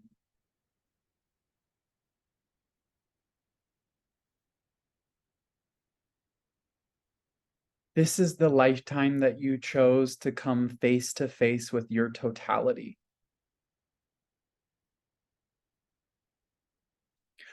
A lot of souls right now are going to be coming into contact with their mirror self. which means that your soul will see the entire universe in someone else. And it will begin to break down your ego structure in a way that you won't even understand, and it will be insane. But we are all doing that for each other as soul family. We are already breaking that down. But in the design of how we incarnate, there are these specific frequencies that are not, we're all similar here. Very similar frequencies, even if you think yourself and myself are extremely far apart as far as like not getting it or whatever. It's all fucking ego bullshit. We're very similar in frequency, which is why we're gathering together, because we're sharing these codes and reflecting, and we're just kind of moving. But there are certain souls that are literally the identical self. And when you see them in person, it activates a level of awakening that is really uncomfortable.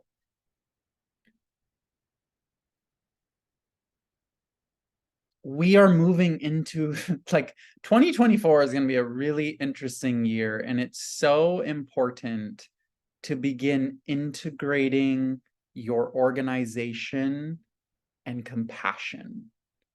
Coherence and compassion. The fern of the year is coherence. Pohala Hawaiian Botanicals. Highly recommend getting the gift set for 2024.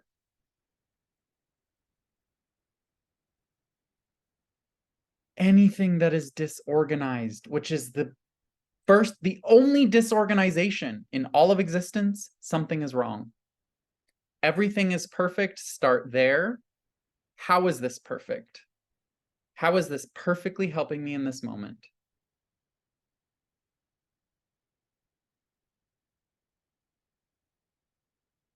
Takes radical trust. Radical trust. I have watched my body, organ by organ, die. That is not an exaggeration. And I've watched organ by organ come back online, being resurrected within the body. We are all doing that on some level. It doesn't need to be that extreme. But the role, whatever that is that I'm playing, is on purpose. And I've known this my entire life. None of my experiences are about me, because I am. My experiences are designed to integrate energetic codes that, as I'm speaking, deliver that to you and begin opening that process on deeper levels. Nothing about me is about me, because I am. My ego is in service to I am.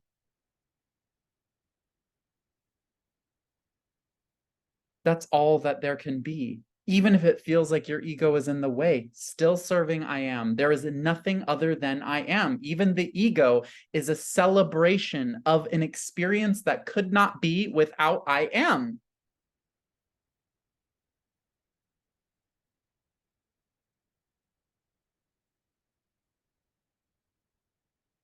And that is why my friend said that I have a kink for everything. Because no matter what I'm facing, it's just, okay, yeah. You want to destroy me? You know, it's like, okay, let's find out.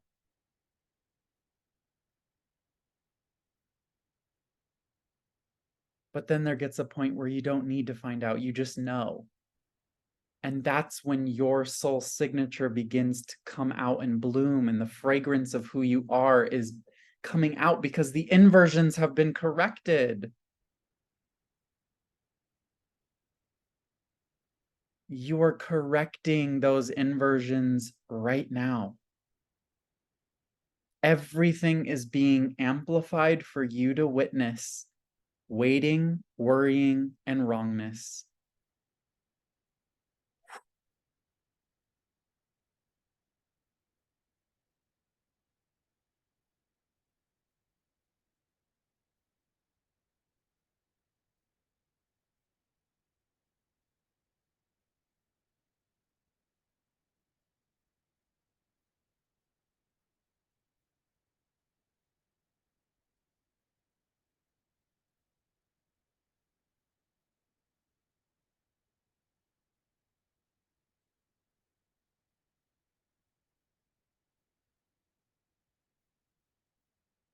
I love you. And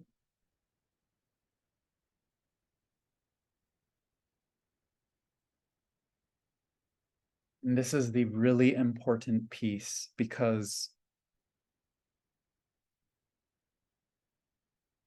in order to integrate nirvana, to even express the level of power that has come through me today, can be easily perceived as by the receiver as a diminishment of self, like, oh, there's something wrong with me, I'm not that, right? Which is literally you're hearing the ego as it's dissolving. Or arrogance. Or you're the one producing the power. Oh my God, am I being arrogant? Am I like, what? Oh my God, can I claim that? All the sounds of the ego as it's evaporating. Arrogance is only when you perceive something of yourself that you are not able or willing to see in another. All of the power, the beauty, the sexiness, the creativity, the joy, the bliss, the sexuality, the all that I am, that I celebrate and love, equally celebrate it about you. And I will pull you into those qualities if you are not expressing them. I will amplify and refine those with you because we are interacting together. That is what we are here to do, to refine each other in the reflections that we are.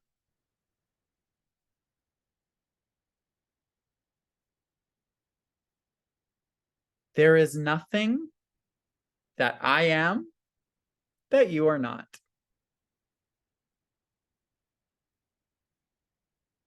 There is nothing that you are that I am not. I am. And I love you completely. Totally. Absolutely.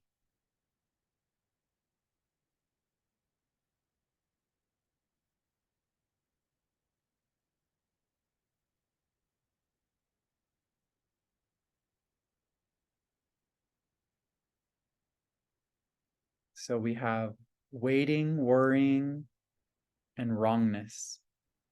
And the only thing that you need to correct it, willingness.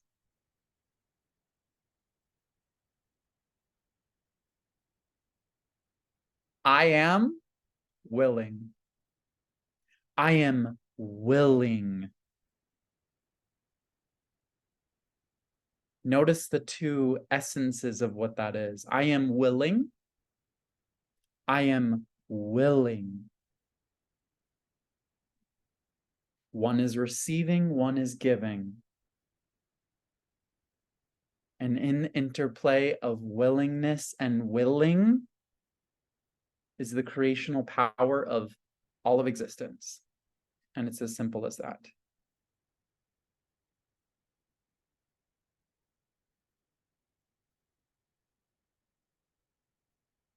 So begin having a kink for everything.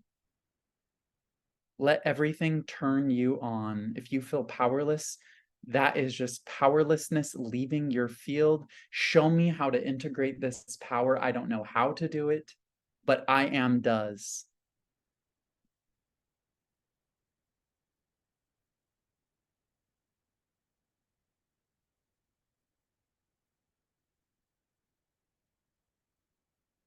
Caralho.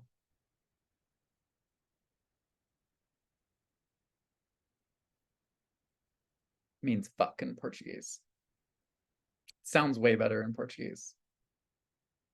It's like, oh, caralho. So good. The power, the joy. Oh.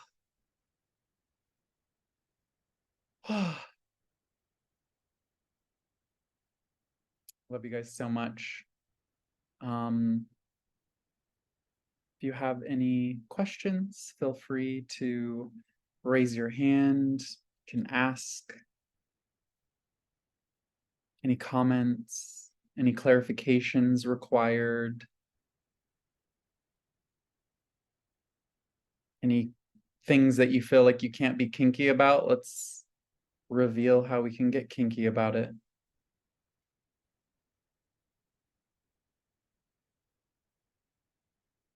Yes. May I, Barrett? Yes. Awesome. So yeah, I just want to join in this celebration, and I want to say this class has been incredibly, I was gonna say fucking hot, and then I got kind of nervous and pulled back, but yeah, it's been fucking hot, and you're on fire, and I'm glad to be warmed by these flames, and thanks, I receive it, really receive it. And I felt that declaration of love, the first time I felt like I really was able to receive. And I don't think I've ever allowed myself to receive that love so fully in a way because I was just so open. Mm, So mm, thank you. Thank you. Thank you. And I love you too. I mm, love you too, you know, deep in my soul. And I love you all so much. And I love everyone. And I mm, love this world and I love this life. And yeah, I'm excited. I'm jacked up, and you know, gives me an appetite for the good, the bad, the ugly, the everything, and value and virtue. So value and virtue, and I just wanted to, whatever. It's just I just want to know the value more. You actually said it. You were talking about um separation and coming into ego is on purpose, you know. And I've always had this kind of primordial guilt around, separation, like that I did something wrong to kind of separate from source. And I've never really, you know, in all my spiritual seekings, I've never really fully understood, that. And what is that choice or that separation? Is it like I never really quite got it, what the value, the virtue is, and what it does, and how it, and you're saying it's on purpose. Like, I mean, I get it's kind of like source wants to know itself, so then it fragments into all these different fractals, and somehow in there's a misperception that it's not, I am no longer that, or there's a turning away. And but what's the value and the virtue of the turning away, you know? yeah. I just don't understand. Why not just like do it and then know it at the same time and then enjoy all the value and the virtue without going through this whole process. Anyway, um, keep Yes, speaking to that. That'd be cool. the worry of the guilt, right? Guilt is a quality of worry, so that's going to be something in the heart space. So hero and rebel, you can hear even in the context of what you're talking about, like how to there's something wrong, right? Which is separation itself is wrong. So now Right. I'm in worry and I need to mitigate that through either being the hero and resolving that or rebelling against it in some way, right? Mm. But the worry actually just needs to be transmuted into wonder. The beauty, like the separation of, oh wow, things are separated, like what, this is the only place that exists, that we can be separated from self like to go into the awe and the wonder of that. It's not Mhm. so much necessarily like resolving separation, because separation is the illusion. Just become in awe of it. Mhm. And that's the integration. There's not really anything to do, because the part that wants to do is the masculine in the heart that is worried that something is wrong, and it's trying to mitigate the wrongness by doing something about it. There's nothing to do. You have to go deeper into the gut, into presence. How is it exactly the way it is right now without needing to change anything valuable? Oh my gosh, the wonder, the awe, the simplicity.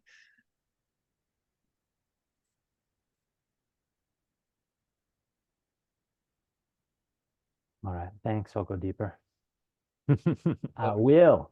I'm willing and willing. Yes. Thank you.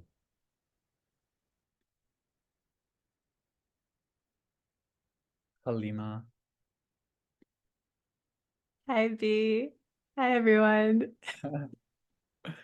I want to uh, share what Matthew has just said. You are on fire. Thank you so much. Phew. Thank you. Phew. Wow. Yeah.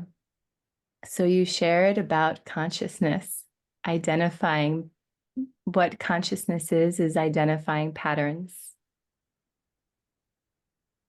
And, naturally, I'm always looking at things from an early childhood perspective. And when you're sharing about consciousness looking at patterns, this really something happened. It went, you know.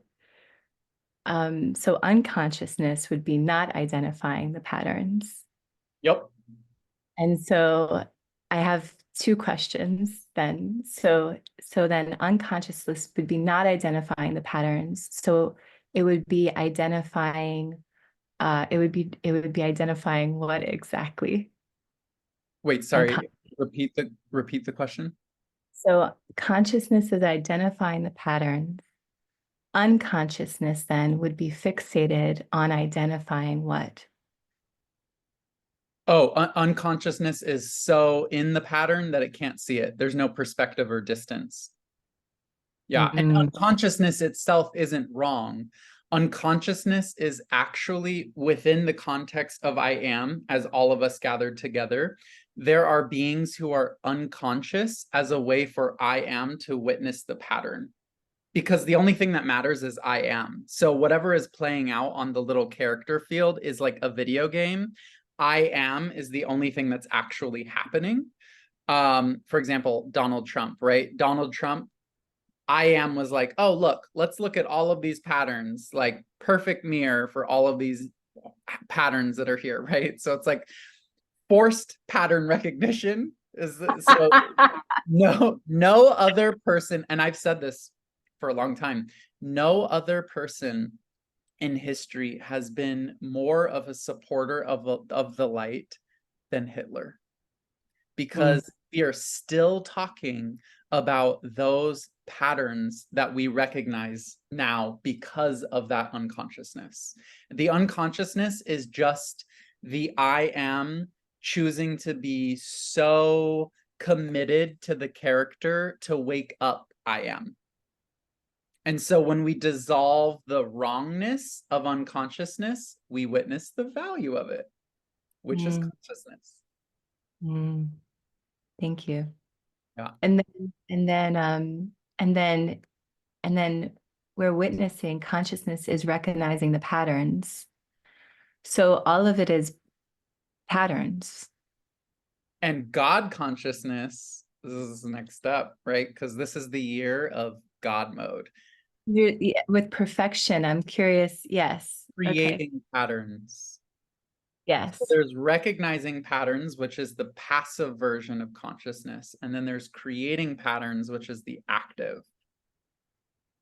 And that's what I'm doing when we recode. I'm creating new patterns, downloading new patterns. And we can do that. Like that's what we do. And you can create your own patterns, not in a, like I do it more etherically, but we can create those patterns just in our life, right? Through imagination.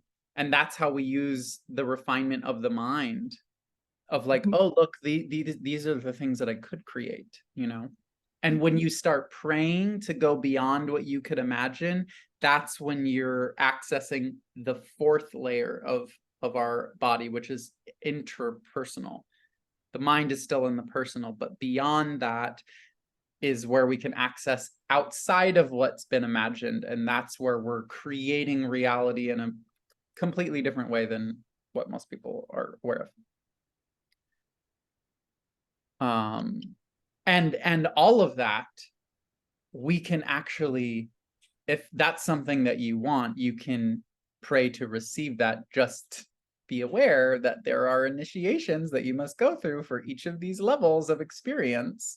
And it's not like any of them are better or worse. Like I still have to like cook, eat, clean, like do all the things, right? It's like normal life, but it just depends on how your tolerance of sensation, essentially.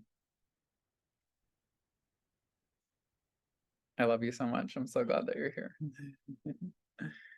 Let's go, Emily.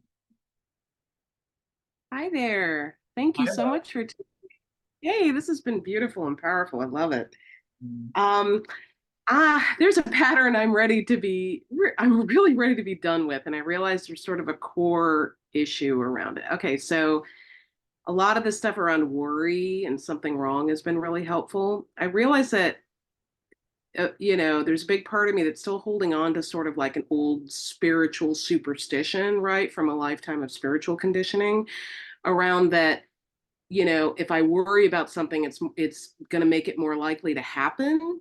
And so what that does is it makes me worried for worrying. And it just ends up spinning and spinning and spinning, and it keeps me from actually just being with the worry in a really present and loving way, and it makes me worried about the worry. It makes me worried that worrying about this, worrying about that is going to make it more so. And so I find I'm just always trying to scurry away from worrying, because I'm so afraid it's going to make it happen. And I think, again, that's just from all the law of attraction, or what you focus your attention on grows stronger, or don't think about those things because it'll make them happen. Just all that fucking, I'm sorry, spiritual like stuff, And there's a part of me that's like, oh, okay, that probably isn't all true, but there's still a big part that's like, but what if it is, that it makes it happen more likely. So I don't know. I'm curious what you have to say about that. Like, I am so it's like if I'm going to have worry, because like you said, what you're feeling is it's because it's leaving, right? Like if I'm going to have just this avalanche of worry like I've had for like a year, right? Like more anxiety than ever in my life, particularly around health and body stuff. If I'm going to have all this worry, then there must be a value in that. It must be that it's releasing from my field. I'm meant to go through this, so be it, et cetera, et cetera. But I find that when I worry about the worry, it keeps it spinning and trapped. Like it's not able to just really integrate and release and flow through. So anyway, I think you get what I'm trying to ask. Totally. And especially when it's happening in the body, because those are actually some of the deepest integrations when things come into the body. And dis-ease is a way that patterns complete in the most grounded and integrated way. And the power that you receive and perceive through your form afterwards is like so worth it. And of course, you're not going to know that until you like complete it. But worry isn't something that you really need to resolve. Again, it's the wonder. But actually, in this case, it's more like an application of, for me, I would be like anytime a symptom would come up, it would be like, oh, thank you for showing me the anxiety that is leaving my body. Like if I'm worried, thank you for showing me the worry that is leaving my body, right? Because the inversions, the only things that you really need to remember on this entire journey, and you can organize everything around it, I am, nothing is wrong, and shit, what was left?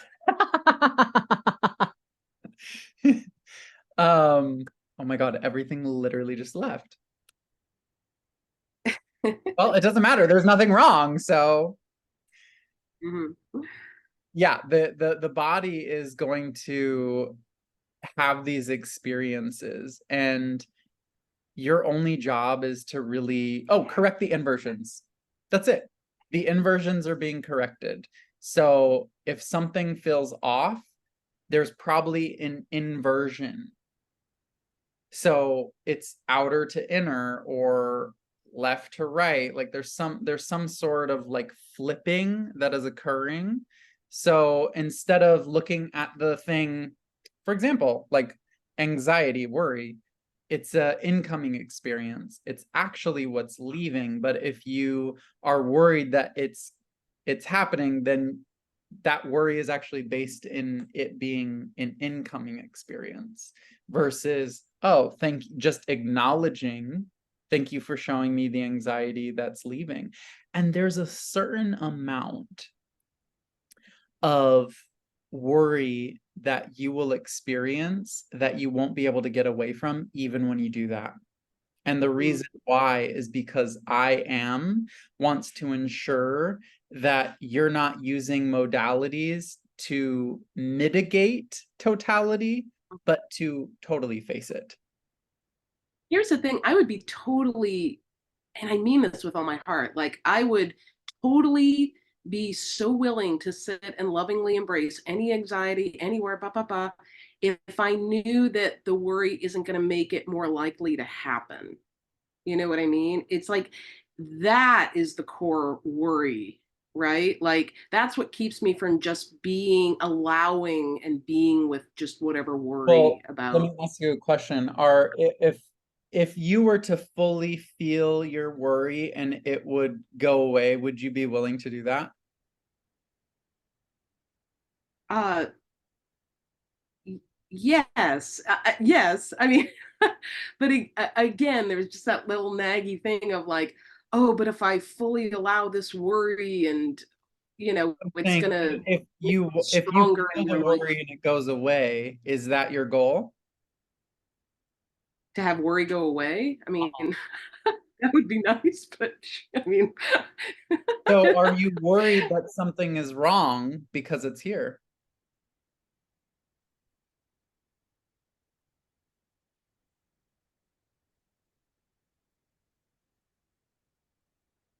I don't know if it's that.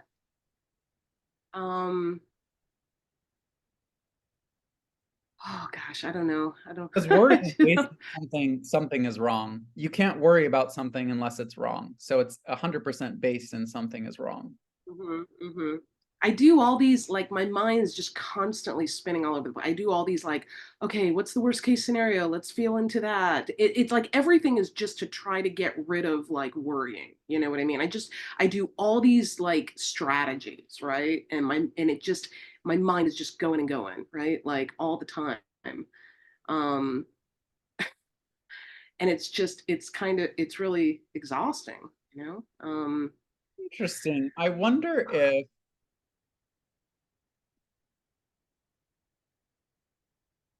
the aspect of what you want, what you're worried about, I would actually like not even focus on the worry. So next time that comes up, focus on the actual thing rather than the worry. Like what is the thing that you're actually worried about, and look at that and perceive what's wrong about this. Why do I believe that that's wrong? What inside of me is saying that is wrong, and begin to negotiate with that part. Yeah.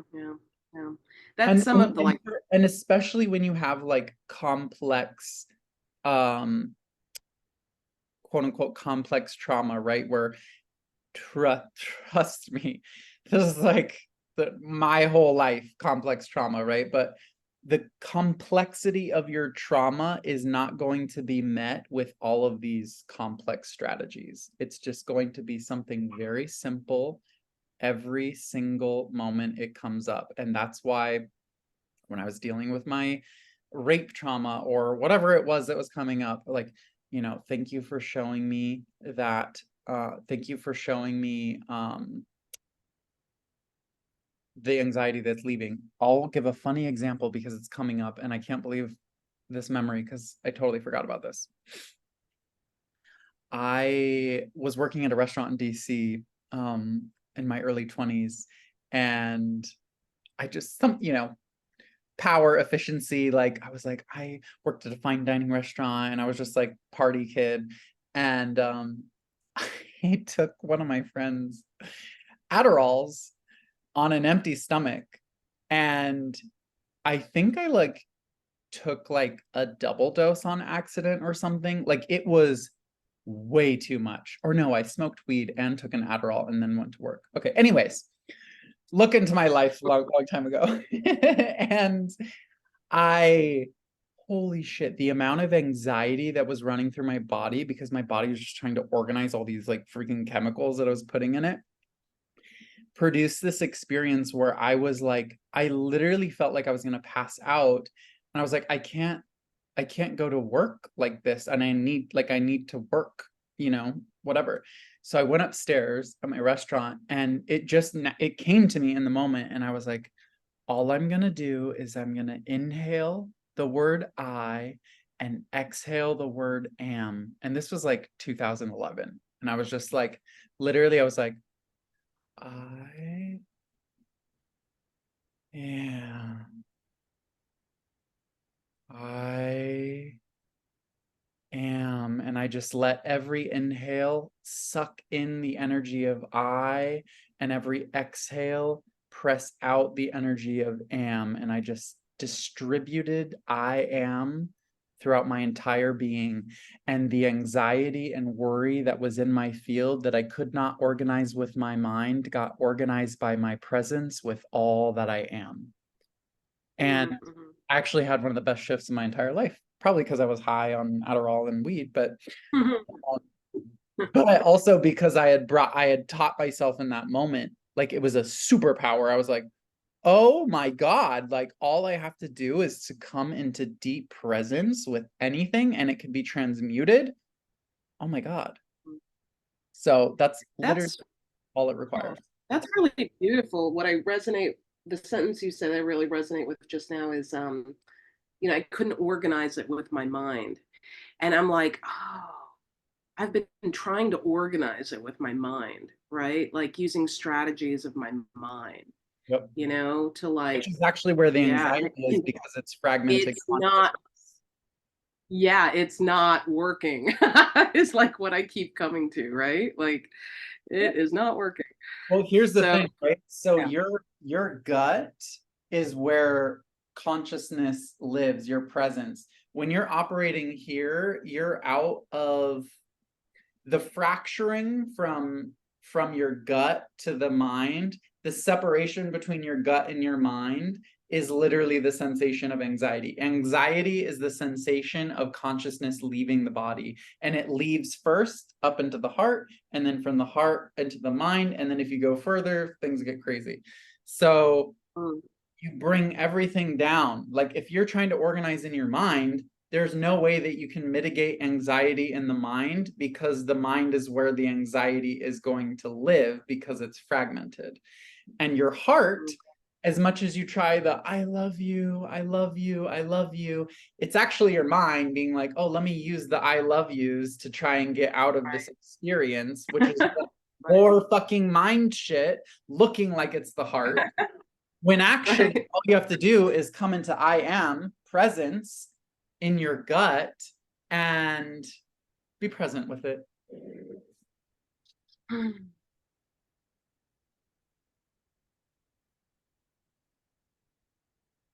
Sometimes, especially like the last week, being crazily activated by this class and everything that I'm doing.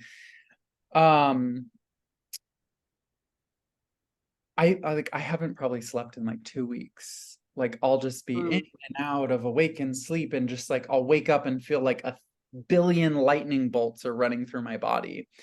And the only way that I can organize that is by breathing. And there's a little, it's called Tabernanth Manai, and it's a tincture of iboga that I've been microdosing a little bit, or a lot of it. And it literally shows your nervous system, like this plant is a master of the breath. The only thing that it will do is show you where you're not breathing. So if you want help, I'll send that link with the replay. That is a really powerful way to just see where you're not breathing. Because the first time I did it, I was like, oh my God, I have all this anxiety. And I was like, I'm not anxious. This is just showing me where I'm not breathing. And then I just started breathing. And then I remembered, oh yeah, I can breathe through my entire field. So now I'm doing these meditations where I'm just sitting and I'm seeing myself as the whole universe. And I'm just noticing where the energy is kind of gray, and I just start breathing into it, just breathing and expanding and circulating the energy of the entire universal field of all that I am. Yeah, I noticed I'm doing that in the body. Yeah, sometimes I notice my breath has been shallow, or I hold my breath and blah, blah, blah. And I notice it's because I'm trying to avoid feeling certain symptoms in my body because they worry me, you know? Totally. And it's like a way, so I'm like using breath in a, dysfunctional way to avoid feeling what's in the body, sensations in the wouldn't body. actually say that that's what's happening, because you have to actually go into it to that. When you're doing it somatically like that, I wouldn't think about it that way, because like that's actually a principle of orthobionomy, is the correct order and function of biosystems, is to actually increase it. So if there's something like the pain, right? Like if you're pain, like you increase it, like you go further into it, and then the body releases. If you try and resist it and pull it out, the body's going to pull it, because there's the process underway. You want to amplify the process to complete it. So if there's like a tightness in my gut when I'm breathing,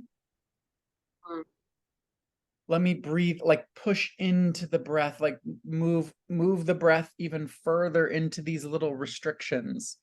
And that's not getting rid of it, right? You don't, because that's just more mind stuff. As long as you're like actually moving into the body to like allow and feel, because when you're breathing, all you're really doing is accepting.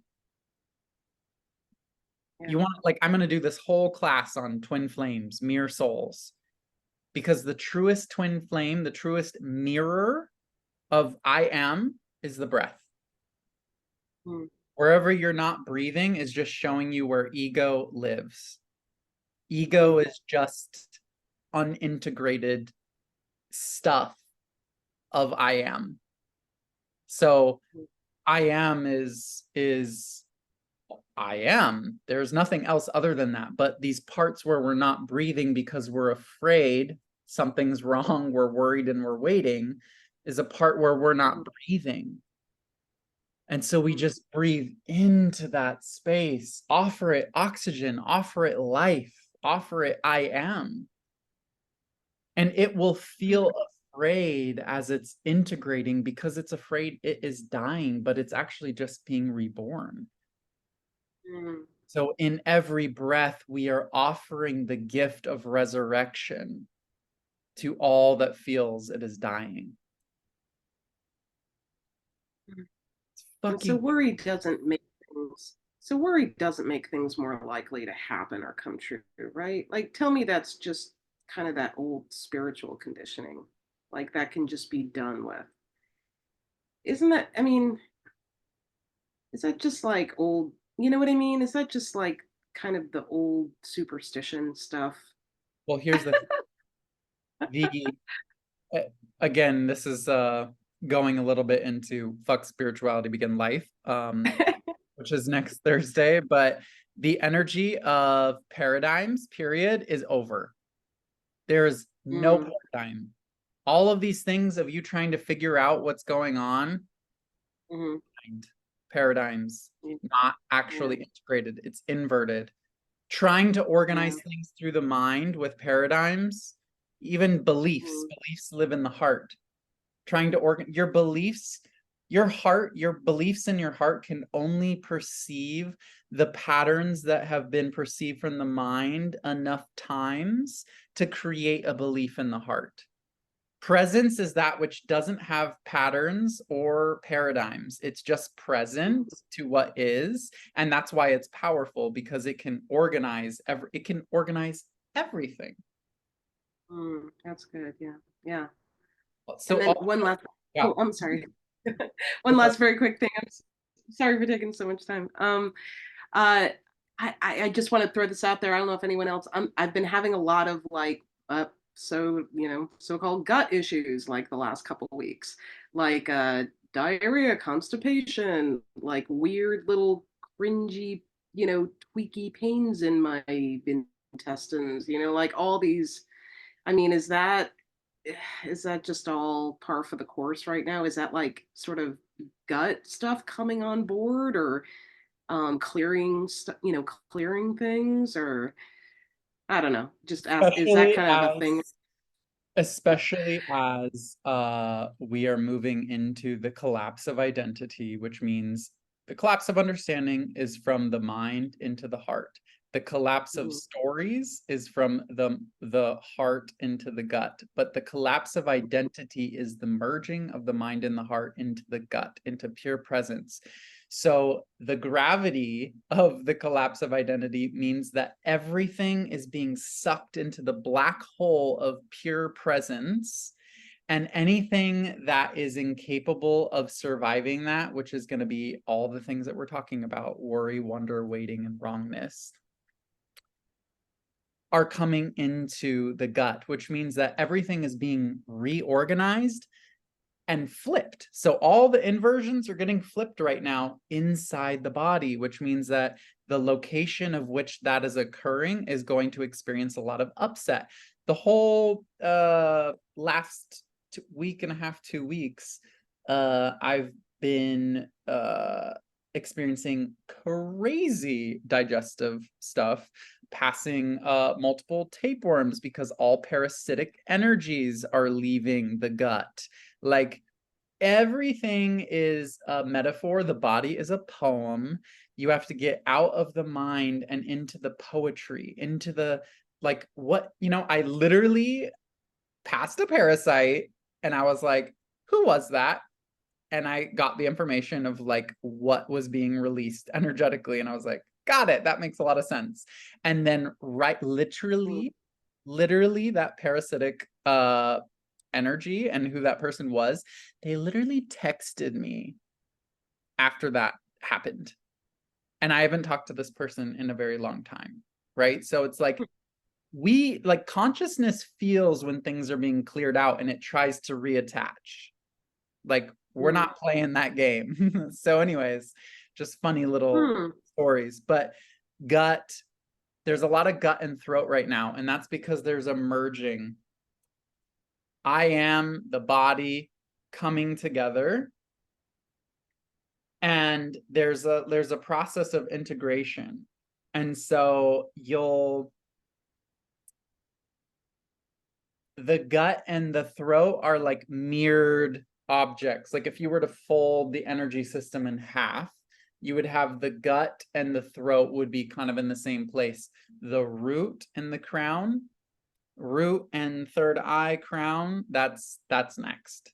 Like, which will be an even deeper integration of consciousness. But for now, let's just stay at the gut and let that happen. Thank you so much. Oh my gosh. Yeah, totally. There's like a woman I just the last month, I can't even tell you how many people have come to me with like I had like 3 broken sacrums like in the same week. Like, everything is running in patterns. Like, we think on a personal ego level, we think it's something about us, but it's literally I am breaking through. And when I'm writing my energy updates on what's happening, I'm just observing the patterns and asking what the value is. Oh, why are all of these people getting sick right now? What's going on? Why do they all have the same symptoms? What? And then I'm just, oh, like blah, blah, blah, blah, blah. And it all just makes sense. Mm-hmm. Thank you But so much. totally. But you have to assume that there's value and that there's a reason and that it's perfect for the integration, and totally trusting that life is, Yeah. yeah. Well, my energy for the last since the beginning of the new year, there's been a ton of integration around acceptance of death, like actually being way more peaceful about, the idea of death or dying, and like much more harmonious feeling about it than freaked out. So that's been huge just this new year. Yeah. So good. Yeah. But thank you so much for it. I'll let someone else You're go. welcome.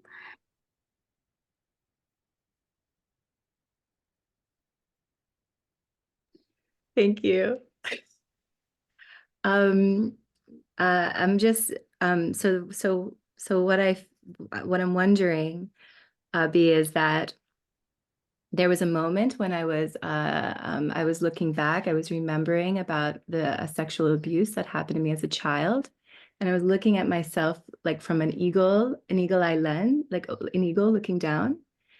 And I like kind of froze a little bit. I saw myself, I was like frozen, and I had seen something happen where I had then something transferred into me, which was fear. It was like the first moment that I felt fear in this bodily form. I felt fear. And what I feel is perhaps I'm wondering if this is so. Prior to the trauma, we are breathing a certain way, and we have a certain pattern within us as well. And so is this, I'm asking if this is like so we have a certain pattern within us, and then we're breathing a certain way. And then suddenly a trauma happens that interrupts our breathing. And then actually it repatterns us within ourselves, and our pattern within ourselves changes. Is that actually, because then also what I was looking at was specifically with children, we all come in. We all come in with a certain energetic template or pattern? We all have a pattern within ourselves, or multiple different patterns. And then the more though that we integrate and we feel, and we tune into this I am presence, it becomes crystallized, and our pattern goes back to to its natural state. Is that the pattern? And like what I'm wondering too is that we have a pattern within ourselves, and then yeah, so my question, I guess, is there's a series of questions, but I feel like the first one is this what happens, I guess, with trauma? Is that when you have a certain pattern with it residing within yourself? I know the patterning is like we have I am presence within ourselves, and we all have the same, it's constant. The overlay, though, is that what you would call a personality, like a pattern that is, my question, Well, do you know? yeah, the overlay is like the play of experience. So it's like we like, I imagine, like when I think of like what's happening on the planet, I think of like the globe and it just being like a glove, and with all these little fingers, and then like consciousness is like around it and like putting its fingers like in the glove, and then it's just like moving all these little characters around inside the world, like do, do, do, do, do, like we're all little different things, but it's actually like one energy with its hand in the bag. But the patterns that happen when your breath is broken, Right. actually the creation of deeper brilliance that brings your breath to the next level of new patterns. That so everything is like when you're moving through octaves, right? You're like when you're playing music, the final note of that octave is the next note of the next octave. And those are like your initiation points. And the things that were kind of like the final crescendo moment that may have been painful, that pierce you through to the next level, are the foundation of the next level. So things are only growing in coherency. When you have a crystal, you can see this crystal. The way a crystal grows, it's growing from this direction to that direction. It's the termination point. These are living systems, and they are expressing I am. So this is how we understand fractals. Like if everything is I am, then you can see the I am in everything. A crystal is growing in this direction, and each little layer as it's growing is a crystalline lattice structure. It's like woven atoms mixed together like this. As it grows, it's learning, and each layer that grows on this crystal becomes more and more coherent. And by the time it gets to the point, it gets extremely clear, but it starts out cloudy. So this is the perfect example of like trial and error in consciousness. They're like, oh, this is good, but look, the next layer, we can do even better. We can do even better. We can do even better. Is any part of this crystal wrong? What is there to worry about? What is there to wait to celebrate? Celebrate the whole thing. That is trauma. Trauma is not something that needs to be like fixed, or like it's not breaking anything. Trauma is just the expression of a layer of totality on its way to becoming what it already is. And we experience ourselves through these little cross sections called time.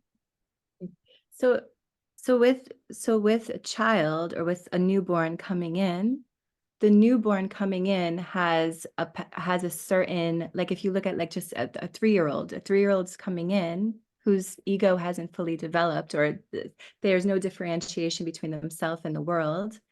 They too, though, have a certain within themselves, many patterns that live within themselves. Is that yes? Is that correct? Well, you could say that there's like energy that they come in with, like a specific pattern, right? And it's like they're a reference point experiencing other reference points to create new points of reference.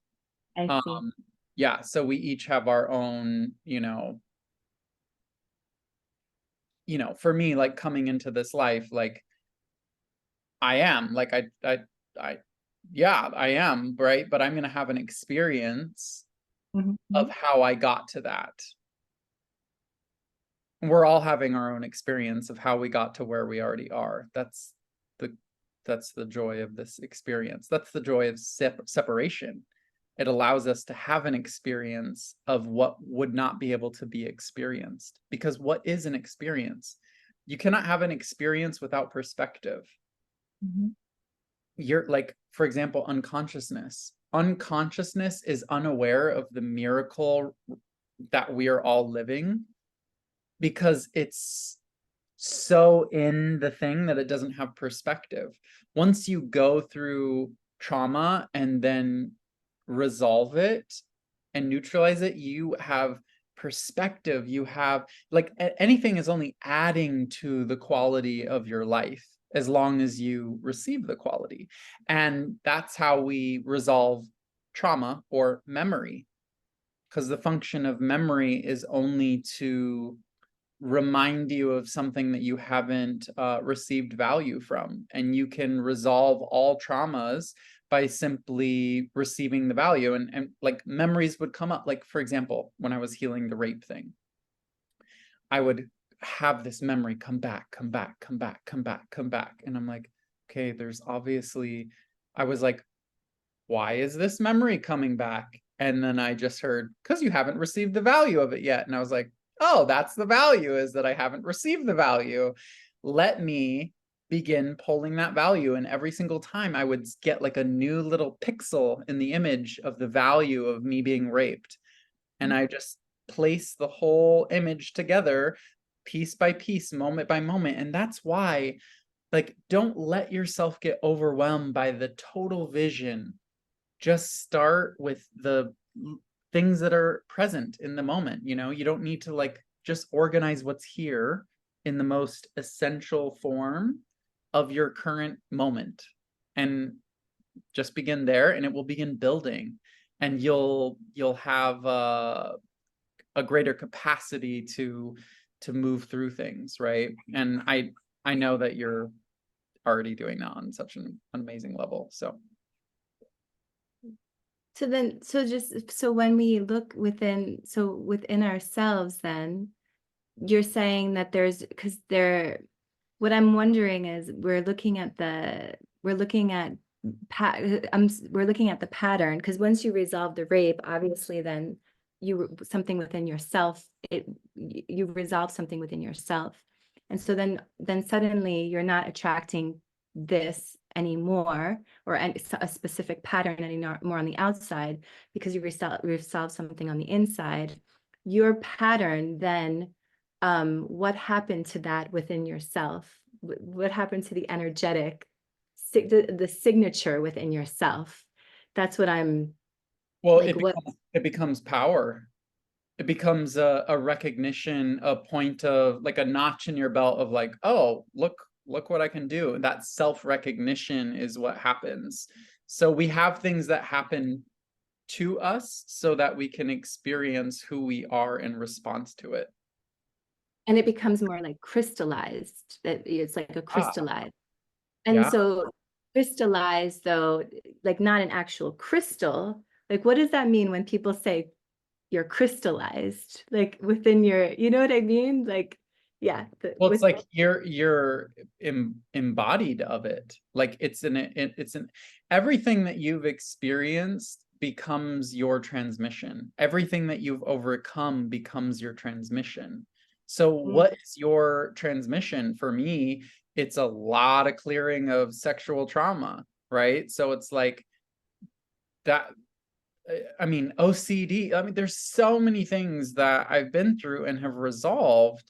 So that is like the power that I express. So all the things that you have moved through, when recognizing yourself for the value of that, is like your transmission. Like even helping the children, right? Like you resolving things as yourself as a child is already transmitting to those children a resolution of like tenacity to be in this world, even though you're not perhaps telling telling the children like what you've been through. You are just energetically providing that. And when we energetically provide that for our children, then within the child itself, something can actually, the architecture within themselves. I think I need to take your anatomy, the interior design or something like this. Yeah, I think I need to get this, because I'm so curious about the interior design of oneself. And specifically because we can do this for the children, then when we resolve something within ourselves, we're able to really be that and be of service for the children, and they'll recognize it, and maybe perhaps something will activate within themselves. Yeah. There's also a certain level of, because here's the thing, and this goes into like German New Medicine. A conflict is basically something that you were not prepared for, because consciousness, when it comes in, especially the new kids that have never been here before, there's a lot of conflicts because you've never experienced life before in this form and function, and so what we're actually doing is providing the new children a template of how to experience life. And that, in the fundamental thing, if we just taught children that nothing is wrong, like that, then they can bring all of their superpowers. But you're actually going to see a large increase of diseased children because all of these conflicts are going to be causing all kinds of chaos in their body because they're not being taught that something is wrong, and the distance between who they are and what's here currently is so great that that stress will cause fractures in consciousness that will take a long time to heal. So, and actually not a long time to heal, but it'll look like that. It's so, yeah. When you're saying like there's no bad, nothing's wrong with teaching children, it's when you were speaking, I got so many downloads. And what was interesting was the children, they even have a kink. Like their kink is when they do pretend play, theirs is like, oh, there's bad guys, oh, there's good guys, and it's like it's a kink for them. Totally. It's very, but they're not holding the energy of like there's someone bad, It's, yeah, it's interesting. Consciousness just wants to play as if, right? I always say, like, I love calling it God because I have not been able to ever use that word since I was a kid because I was so turned off by it. But to me, it's just like God is like all of it, right? And like whatever you want to call it. But God to me was shown as like a mathematical thing. It was like infinite positive numbers, infinite negative numbers. And when you combine all of those together, all possibilities in all directions, you get nothing, zero, but you also get all of it. So it's like everything and nothing simultaneously. And that for me is this lifetime, to totally receive the totality and honor it as the piece, honor it as the whole, and let the free flow of experience, it's just blooming and emerging all the time. And so these children are going to have their own experience, and they're going to develop things in their own ways, and they will surpass us. And any spiritual teacher that is not specifically sharing that you should surpass them is not a teacher you should be listening to, because they are creating a hierarchy that is designed to continue a structure that is already dead. The only thing that's happening is life will only continue getting better, which means that I myself am an experience. An experience is something that begins and ends. So if I am continues beyond this form, it's only going to increase. Appreciation of value means to appreciate, to give thanks for value, but also means to appreciate, to inflate. Everyone's worried about inflation. Why are things being inflated right now? Because we're so much more worthy than we've ever been. We have to receive the value of ourselves, right? Anyways, so things are going to get really interesting. The only thing that you need to do is receive value. Stop waiting. Stop worrying. And just receive value now.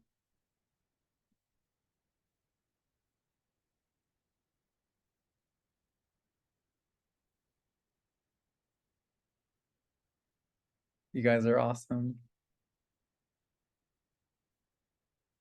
Awesome for withstanding with me, because I am. I am here with you. I am you. And we all get to celebrate this life together. And it's just going to keep getting better and better and better, because just as the children will surpass us, this moment will be surpassed by the next. And since life is only providing value, it can only get better. And what's happening as the world gets crazier and crazier over the next couple of years, it's actually so much beauty, so much radical just value on so many levels coming in, and it's just pressing out of the world all that's incongruent, incompatible to I am.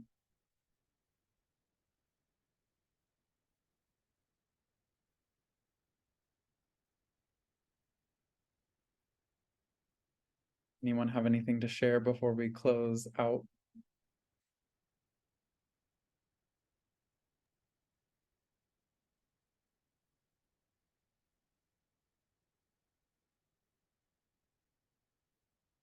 All right. I love you guys. Aloha. Aloha ma. Thank you. Thank you. Love you. Love you.